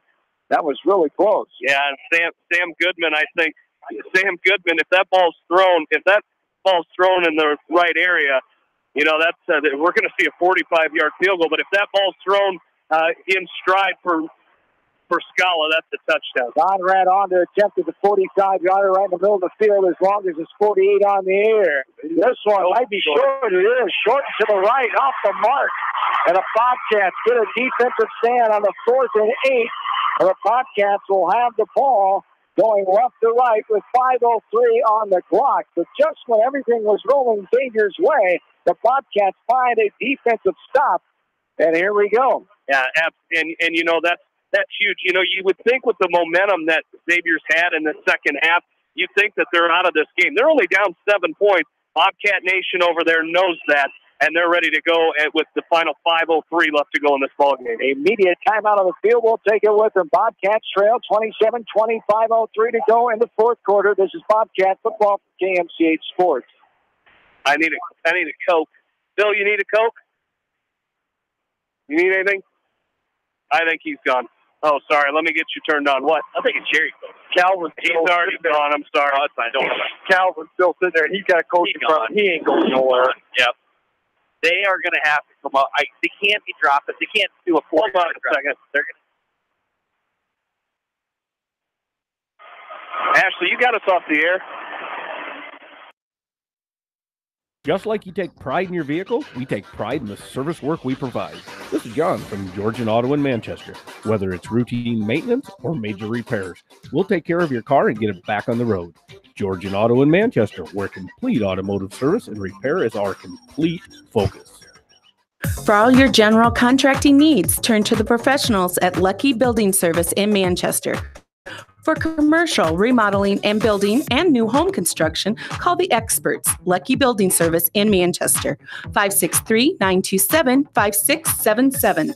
You may not wear glasses or contacts, but how do you know if you're seeing your best or if your eyes are healthy? Why not be proactive and get your eyes examined? Dr. Daniel E. Mersch and his professional staff at Manchester Family Vision can help. Manchester Family Vision Center on West Main, where clear vision begins with healthy eyes. As your American Family Insurance agent in Manchester, I'm looking out for what matters to you. Even when nothing's wrong, this is Tad Mormon, agent. Call me at 563-927-3586, and let's talk about your insurance needs today. American Family Insurance, Tad Mormon agent, 106 East Main Street, Manchester. Tonight's a great time to try the new stuffed crust pizza at Pizza Ranch. Have one delivered while you're listening to the game, grab one for carryout, or enjoy the Pizza Ranch buffet. Then satisfy your sweet tooth with some chocolate cactus bread. Pizza Ranch in Manchester, Independence, and Owine.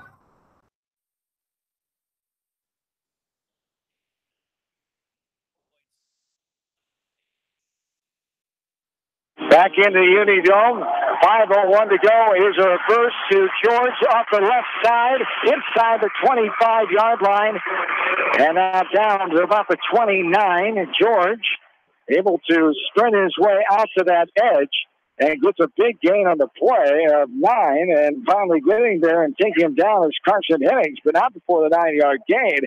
And the Bobcats have a second down and 1 down with 3 receivers set here.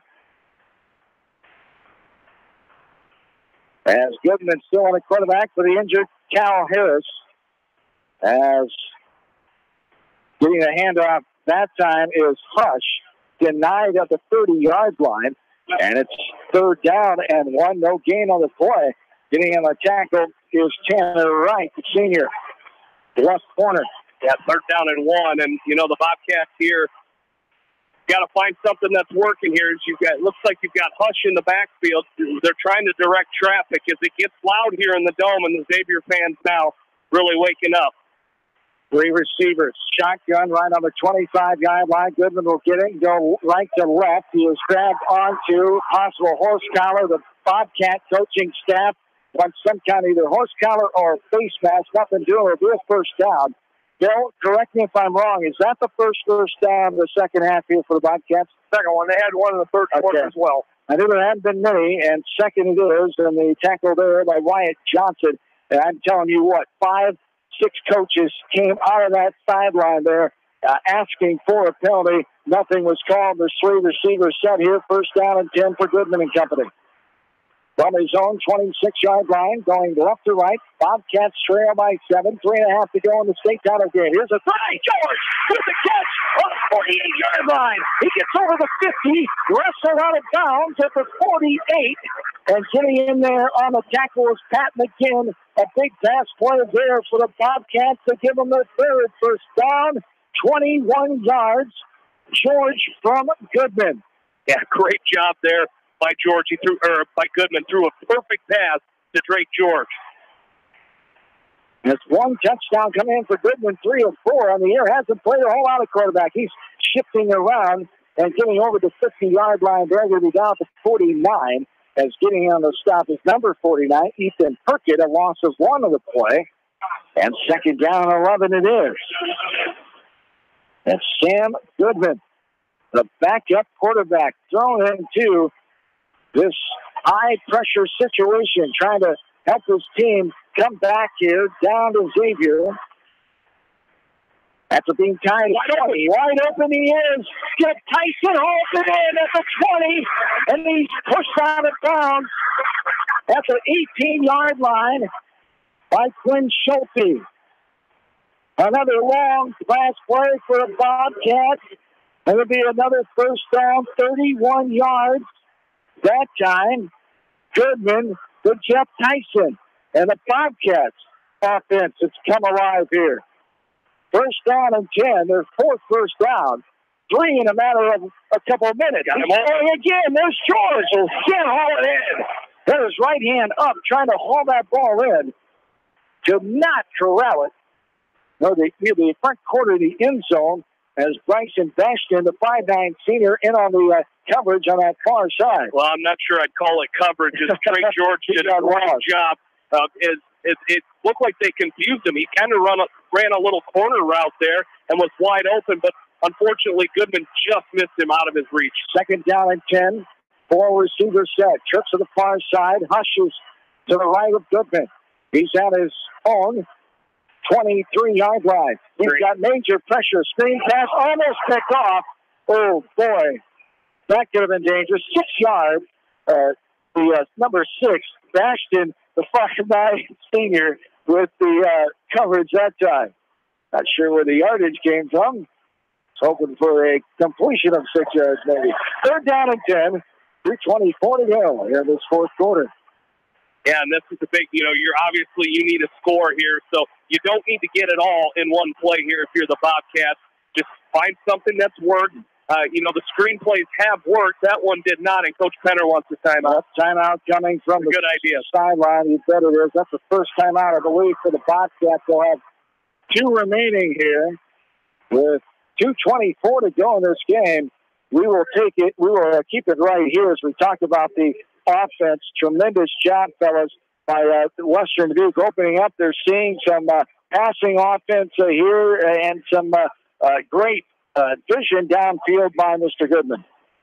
Aaron. Yeah, and I'll tell you what, it's 3rd and 10. I think you got to get the ball in your playmaker's hands. So whether that's Hush, Drake George, to me, Drake George is seems logical. I mean, he's been getting open pretty frequently here in the second half, and hopefully, and the offensive line on this drive has done a nice job of protecting Goodman too. So hopefully those 2 things can happen, and the Bobcats can put something in the end zone, or if anything, at the very least, get a first down. Sam Goodman just 3 of 4 coming into the night. 50 yards, 16.7, a completion, 1 touchdown. His longest pass was 37 yards coming into this evening, but in the backup role right now, as going in for the starter, Cal Harris.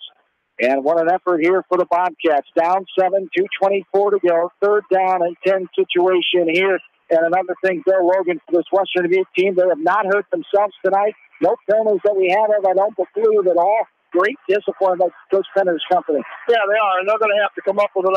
I don't think they want to throw that screen. I think that Xavier's been screening that out. They're going to want to do something over to the corner, simply like he overthrew George a minute ago. Here we go. 3rd down and 10. Shotgun from the 23 again. Goodman takes the hand off the Hush. Rolling right, left side. Has a man. He throws it in. It's dropped by Drake. George tried to haul it in at the 16-yard line. I think he took his eye off the ball and heard the footsteps were coming as Bryson Bastion was over there in the vicinity again. It'll be a 4th down and 10. And that really put Bastion in a kind of a tough spot because it looked like Goodman had room to run. Bastion came up to try to take that run away, and I'm not sure Drake George, I don't think he knew that he would think that pass was coming the way that Goodman was running the ball. 2:19 to go in the game. 27-20 Xavier, 4th down and 10. Here we go for the Bobcats. Maybe last chance. Here is Goodman going to throw it. Has a man out there coming back. Did he catch it? No, it goes incomplete. It bounds away from George. 2 defenders collide there on the effort. As there for Xavier was Forsland and Bastion. They collaborated and sandwiched in George, who was not able to haul this in as They were seeing it on the replay. Goodman, what a throw. You know, when George went to readjust, it looked like that's a clean play. I thought when I saw it originally that maybe there was a little contact, but that was a pretty good defensive play as they didn't, they were, I think it was Bastion that went up and he was just making an effort at it. Right at the 2-yard line, so it would have been an easy first down if he was able to haul that one in, but not meant to be. And now the Bobcats defense will have to come up with another stop here with a little over 2 minutes to go, down by 7. A heck of a Class 3A thriller here tonight from the Unidome. Then DeSaller gets in there on the tackle for the Bobcats as a timeout taken at their gain of 1, or a loss of 1, they're saying on the board. He gained a yard. Okay. If you look at the down mark. Thank you. Second down and 9. 2:09 to go here in this fourth quarter of play. As the Saints leading by 7, 27-20 in this game. And now the Bobcats, the defense, they came to play earlier in this quarter. Got a huge stop. They're going to have to do it again. Give this offense one more chance in this season. Well, and one of the things that, Coach Penner has got to be, win or lose this game, however it ends up here in the next, 2:10 or 2:09, he's got to be so proud of these kids. Their motto all season has been WD, West Dubuque versus everybody. And, nobody believing that they could get to this point. But, they come down from Class 4A and they come out and, they lose that game they lose 2 games during the season to 2 really good teams in Xavier and North Scott. And they came back, they avenged 1 loss. And I don't know if anybody on paper, you said coming in, BC Moore had Xavier a 15-point favorite. Nobody would think that they'd be in this ball game, but here they are. So that Western Dubuque versus everybody mentality really coming out here tonight. They led after the first 2 quarters, 13-7 and 20-17. Tied at 24-3, and here is Schulte. He's going to escape away from the defense. One-man defeat, 25-20-15. Taken down inside the 10, wrestled out of bounds there. And Xavier's sitting pretty right now. Will Burns will get the tackle and a long run by Schulte there as the Xavier's faithful. Some of them start to go for the exit. 74 yards on the run for Glenn Schulte as he tries to wrap up his senior campaign with back-to-back titles here in Class 3A. The second year in 3A after many years in 4A for Cedar Rapids Xavier. They lead by 7 now. First and goal from the 7. Under center on the left hash. There is a Schulte, goes straight ahead and be pushed back. Forward progress will give him right at the 5. So a couple-yard gain, and Parker Schmidt gets credit for the tackle that time. So it'll be second down and goal from the 5-yard line. And on that big run there, that's just, what we just saw Schulte do there. That's kind of what Xavier was trying to do, just kind of try to run up the middle, eat the clock, maybe gain a couple yards, but a little bit of a breakdown in that Western Dubuque defense allowed him to scamper for 74 yards. Bobcats take their second timeout. They'll have one more, 27-20, the 7-point lead. There's 1:51 to go here in this fourth quarter. Is that a cherry Coke? It is not. Close, though. It's a Sprite. Very refreshing. No caffeine. All thirst quencher. All natural. Yeah, and give credit as we just mentioned to Western Dubuque for their efforts here tonight. Is 27-20, and like I said, with the amount of momentum that Xavier had throughout this entire second half, they come out, they get the ball first, they go down and kick a field goal, and then that tied the game. Then the next play, the next possession, they sneak Patrick Chambers out of the backfield for a big touchdown pass, and then Western Dubuque gets the ball back, and all of a sudden, hey, they had a big defensive stand. They're they're only down 7 points. So good effort here by the Bobcats. Only a minute 51 left. You're going to come up short here tonight, but a great effort tonight. Schulte will go straight ahead inside the 5-yard line, grabbed onto by DeSaller and taken down about the 1. It just shows you how easy it wasn't tonight for Cedar Rapids Xavier. They had to pull a lot of silverware out of that drawer, a lot of wrinkles in this offense for them to take down this Bobcat team. Still a buck and a half to go, up by 7. But they did a lot of creative things here tonight that they had to do because they were being perplexed by Western Dubuque. And you know, you don't know what, and you're not going to credit that anything to this, but you know, these kids knew that they beat Western Dubuque 35-0 last time, but this was a much improved Western Dubuque team than when they played. Schulte trying to get off tackle left side. He is backed up the line of scrimmage inside the 1-yard line to be 4th, and the goal from inside the 1 is a slew of Bobcats get in there to make the tackle. So 4th down and short here. And Xavier leads this 27-20. 4th and goal. 4th and goal, I should say. From just inside the 1. 40 seconds and counting. I thought the Bobcats had 1 remaining timeout. They took one on that 3rd down play over here. So, and now Coach Schulte wants the timeout. Xavier will take their second. They have 1 more. 33 seconds remaining. So he wants to make sure they pound this in here, and the Bobcats are going to try like no other to keep them out. And what a big stand this would be. Yeah, you get a stand here, and you might have to start at your own 1-yard line, but hey, you still got a chance to go down and win this game. 33 seconds on the clock. 27-20 is the lead for Cedar Rapids Xavier. What a game it's been. Bobcats had the lead in the first 2 quarters, 13-7, 20-17. Tied to the 3rd.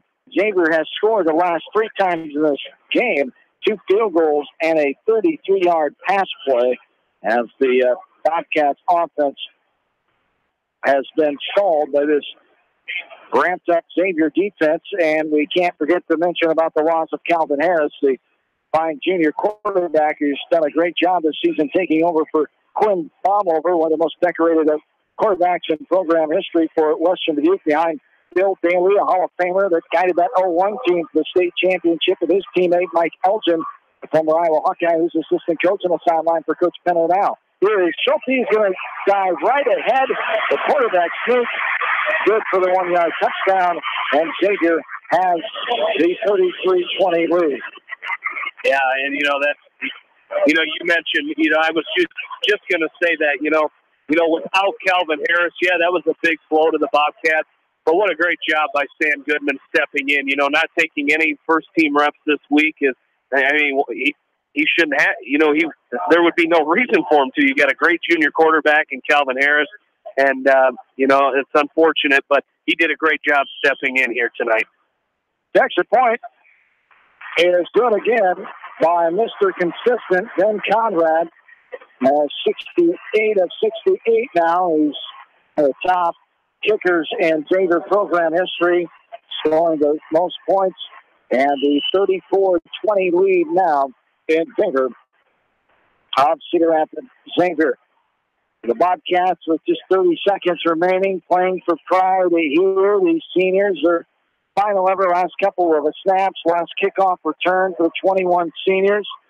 An emotional time after a heck of a fight that they put up against the number 1 team. The 8th-ranked Bobcats gave it all they had here tonight, as Western Dubuque coming in with the 13th RPI in Class 3A, as number 421 nationally. Cedar Rapids Xavier ranked 121st nationally, RPI of number 3 and number 1 in Class 3A. 34-20, the 14-point lead.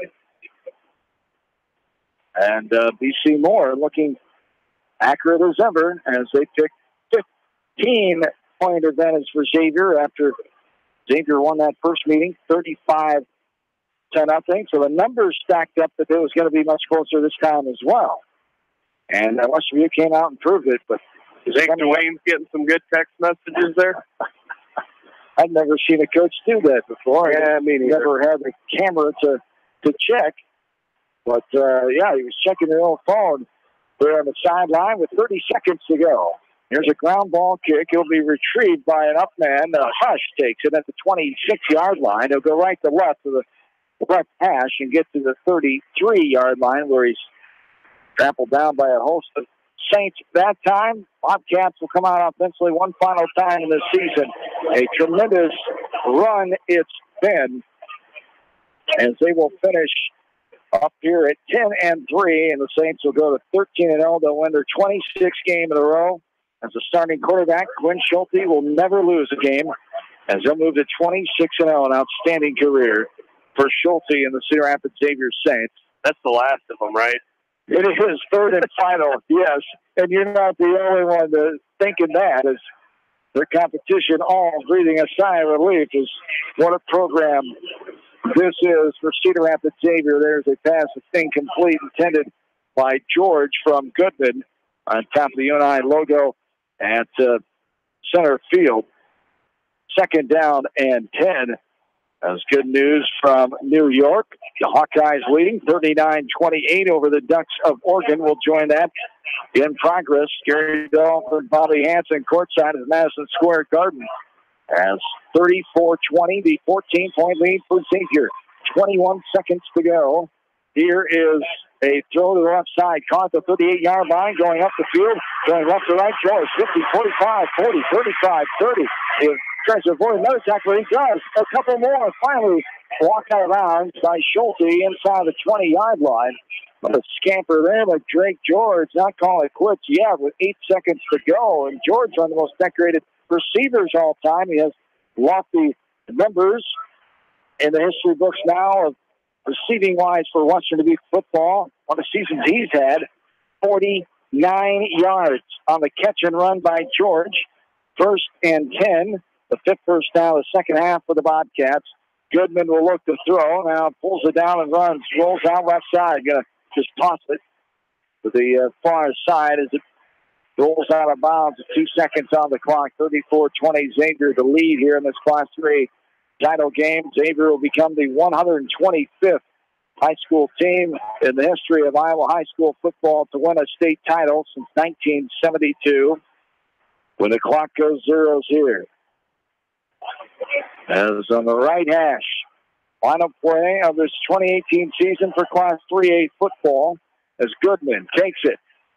Will throw over the middle. That's picked off by Schulte. At the 1 yard line, Quinn Schulte finishes his career with an interception.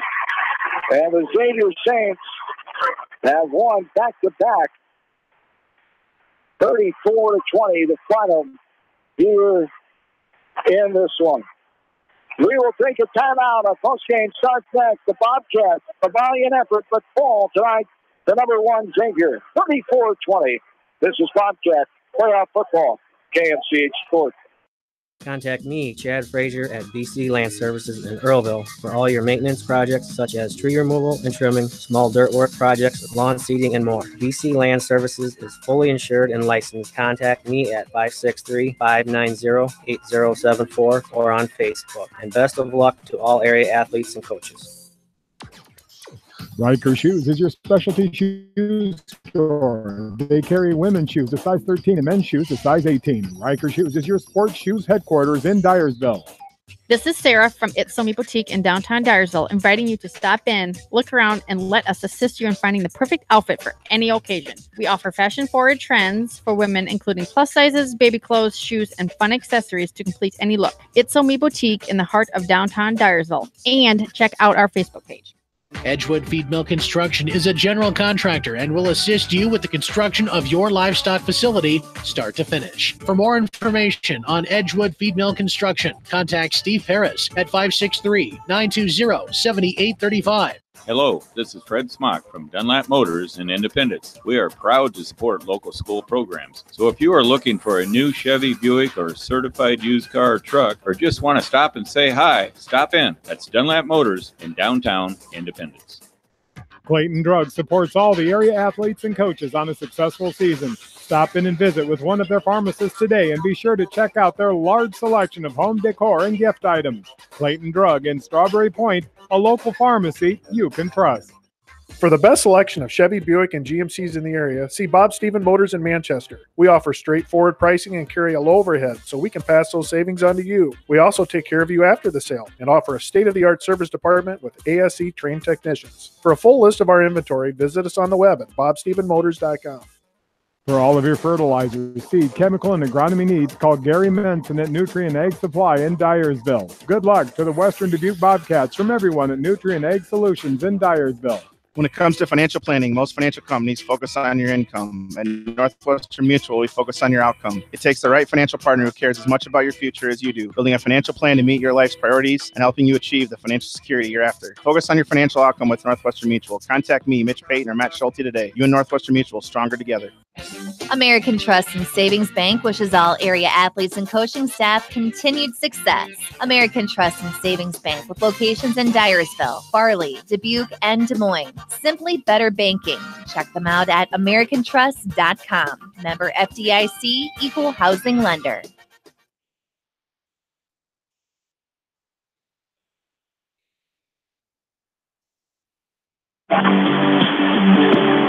Back in the Indian, John Swisher, Jamie Vasky, Aaron Plain, Bill Logan. As the 43rd season of state championship football here at the Unidome in Cedar Falls, as halfway done, 3 champions have been crowned. And the final 3 tomorrow, the 2018 state championship football season, 1A, 2A, and 4A come up tomorrow after the New London winning 8th player today, Hudson, the Class A champ, and Cedar Rapids Xavier winning their 13th game in a row, their 26th game in a row, 13th this season, getting their back-to-back title, their 3rd in Cedar Rapids Xavier football program history since first making the playoffs in 2001. The Bobcats denied of their 2nd title ever since that same year of 2001 after they beat Harlan in the close game here 12-9. On November 17th, 2001, the Bobcats fall tonight 34-20 in this one. And again, what a tremendous effort. Some things just started to go Xavier's way. They took their momentum and kept it. And then you had the loss of Calvin Harris. Woulda, shoulda. I mean, you just go back, and I know how bad that young man, that junior, is feeling now for not being able to play in the second half of the title game. You never know when you're going to be able to get back here and being denied of that chance in the second half, getting dinged up a little bit. We think maybe there on that play he went down late in the 3rd quarter.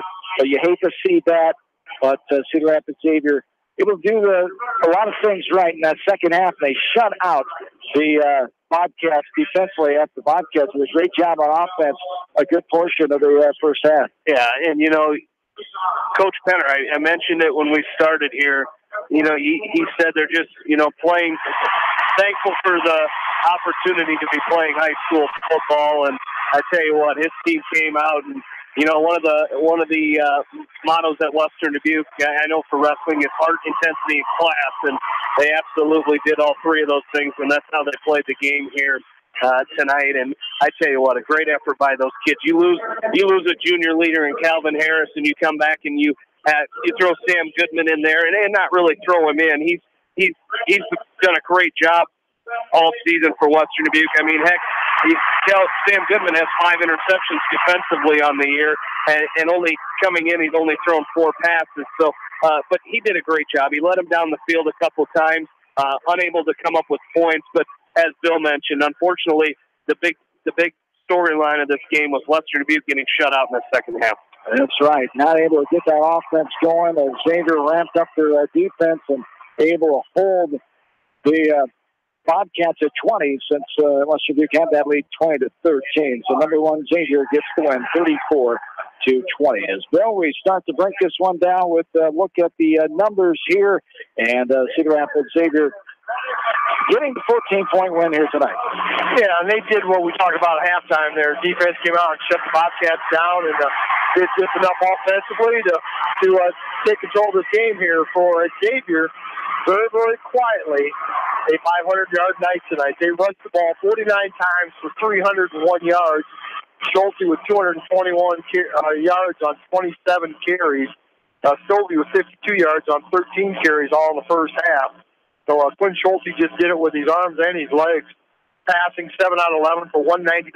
So he was responsible for 420 of those 500 yards. So he does what he did all year long. He just leads that team. So 500 yards of offense tonight for Xavier. For Western Dubuque, they carried the ball 31 times for 98 yards. Harris was the leader with 12 carries for 70 yards, and George with 31 yards on 5 carries. 12 out of 23 passing with 1 pick on the last play of the game, 258 yards passing. So 356 yards of offense, 122 in the second half, 49 of them on that one play late. Only 73 yards of offense in that second quarter. So credit the defense for Xavier coming out in that second half and just shut the Bobcats down. And the Bobcats did a nice job limiting only a couple of field goals there before the final 2 touchdowns to Cedar Rapids Xavier. And that was the clincher. That final one was 30 seconds ago. But the one before that, 10-12 to go in the fourth quarter, making it 27-20 at the time. Bobcats could just never get over that hump and do much offensively in that second half as George had a 4-yard touchdown run. Harris also had a 1-yard touchdown run. Quadriano had the 26-yard touchdown run 4 minutes before the first half ended. Those are 3 scores for the Bobcats here tonight, who led 13-7 at the end of the first quarter, 20-17 at halftime. It was tied at 20 at the third quarter, and then Xavier goes on and gets the 14-point victory here tonight. Well, and I think, too, Bush, Bill talked about the quiet yards for Xavier.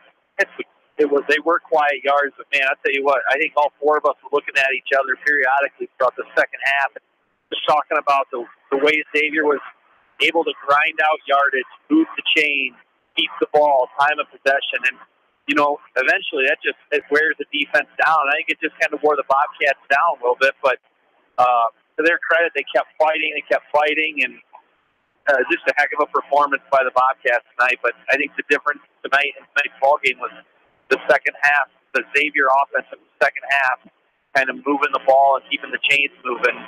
That was, in my mind, that was the difference in the game tonight. They believed, and their beliefs almost came true here tonight as they gave Xavier a lot to handle. But Xavier gets their second Class 3A title in a row as they get the victory 34-20 here tonight. For these Bobcat kids, boy, they left it all on the field, especially the 23 seniors.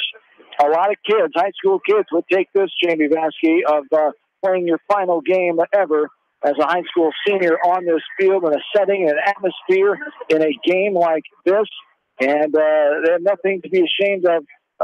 Some people didn't think they could make it this far, and with the numbers and what they were RPI and not favored as well as the other ones, but they did a tremendous job in the postseason. They beat the number 4 RPI team in Solon, number 5 in North Scott, the number 1 in Sergeant Bluff Luton, and then tonight falling to the number 3 RPI team in Cedar Rapids Xavier, the 1 ranked team. But they did a lot. They overcame some adversity late in the season with the loss to a couple talented players. Ben Bryant, we talked about the junior who led the team in rushing. They lost him to that ACL injury, unfortunately. And then they lost one of their linemen, their starting center, the senior as well, as Mr. Feltus, Tim Feltus, the senior who broke his leg in round 1 against Solon. But, boy, a lot of positives for the Bobcats in this season. 10-3 wraps up now. You can never take this, what they accomplished, away from them. Runners-up in the state for the first time in program history after that state title in 01. And you lose your starting quarterback in this game. And, that 34-20, that's a 14-point win for Xavier, but that's not indicative of what this game was actually like. It wasn't a 14-point ball game. I mean, it was a 7-point ball game with less than a minute left to go in the ball game. So, they played hard and they came out and you talk about, that's one thing a coach always asks throughout a season is, can my team, play through adversity throughout the season? And, I think Coach Penner has a pretty good idea of how his team has played through adversity all season long. Indeed, he does. And those 21 seniors, best of luck to them. Congratulations on what they accomplished, and the rest of the Bobcat team and coaching staff and the Bobcat family. What a ride it was for Western Dubuque football this year as they fall to Cedar Rapids Xavier on the final score of 34-20. Well, fellas, we wrap up another fall sports season. It's the first time we've been able to do this since my first championship games, since I've been with KMCH. Jamie, I know it's yours, and Aaron's yours first as well. Bill, you've been a part of a couple here. Maybe you can't remember if you're a part of that 01 for the Bobcats, if you were here or not. You're probably here. Not know if you're on the radio, though, but the West Delaware 1 in 05, you were a part of that one when they fell to Harlan 34-13 on that night. But this is fun, and unfortunately didn't go to Bobcats' way, but appreciate you guys being along for the ride here tonight. I was glad to be a part of it. Well, it's always a great time to get together on Friday night. This happens to be a Thursday night, but, you know, there's nothing better than Friday Night Lights. I've said that forever, and I will say it forever. Working with Jamie and Aaron, that's just a blessing every Friday night to be able to go out there and just to have fun doing what we like to do and bring as many people exciting high school football on the radio. And now you get to change and work with Swish on Friday night. I know, I didn't say anything about it. I know what you really mean. I know it's just the same for us thing.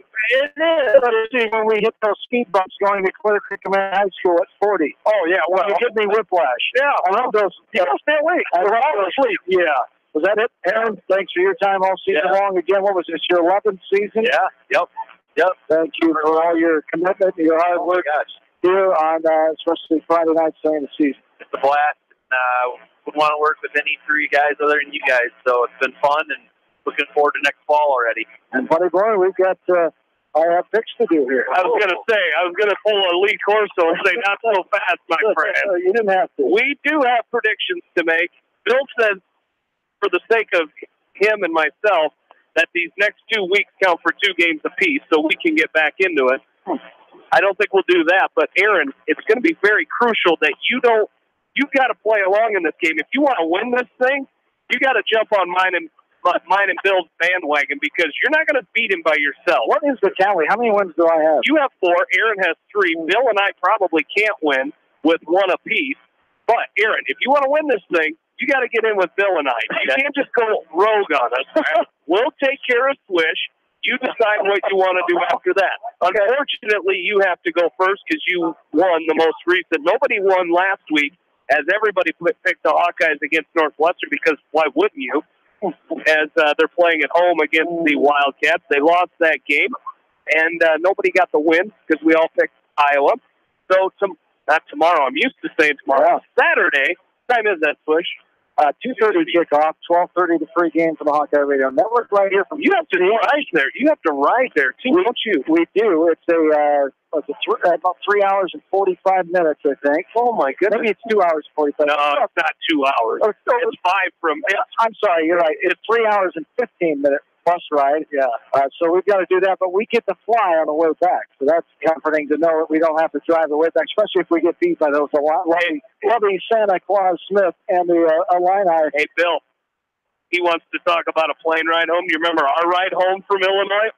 You remember that? We're going like, what, 25, 30? I was with you. Oh, yeah.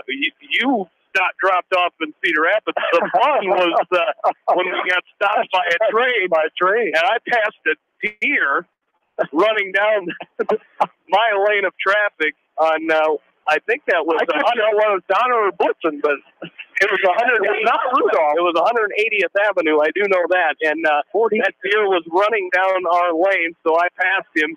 And it wasn't just a straight pass. I think we were going side to side and past him. But anyway, let's get to the game. Hawkeyes and Illini. Aaron, you get to go first. So, I think they're going to win, but it's going to be closer. Who's that? I think the Hawks are going to win. Oh, okay. I gotta make sure with you. I'm going to go... Change. He said he was going to pick the Illini. He always did. He had 2 predictions worked up. I'm going to go 42-31 Hawks. 42-31. That's 63 points. I'm sorry, but that's 73 points. Wow. So Illini put up some points. Wow, Aaron. They will. That's going to be hard for you to give us a chance. Bush, you're next. Thinking along the lines with Aaron, I got to hope this offense is going to come alive. And 45-20, Hawks over the Illini. 45-20, so that's 65 points. All righty.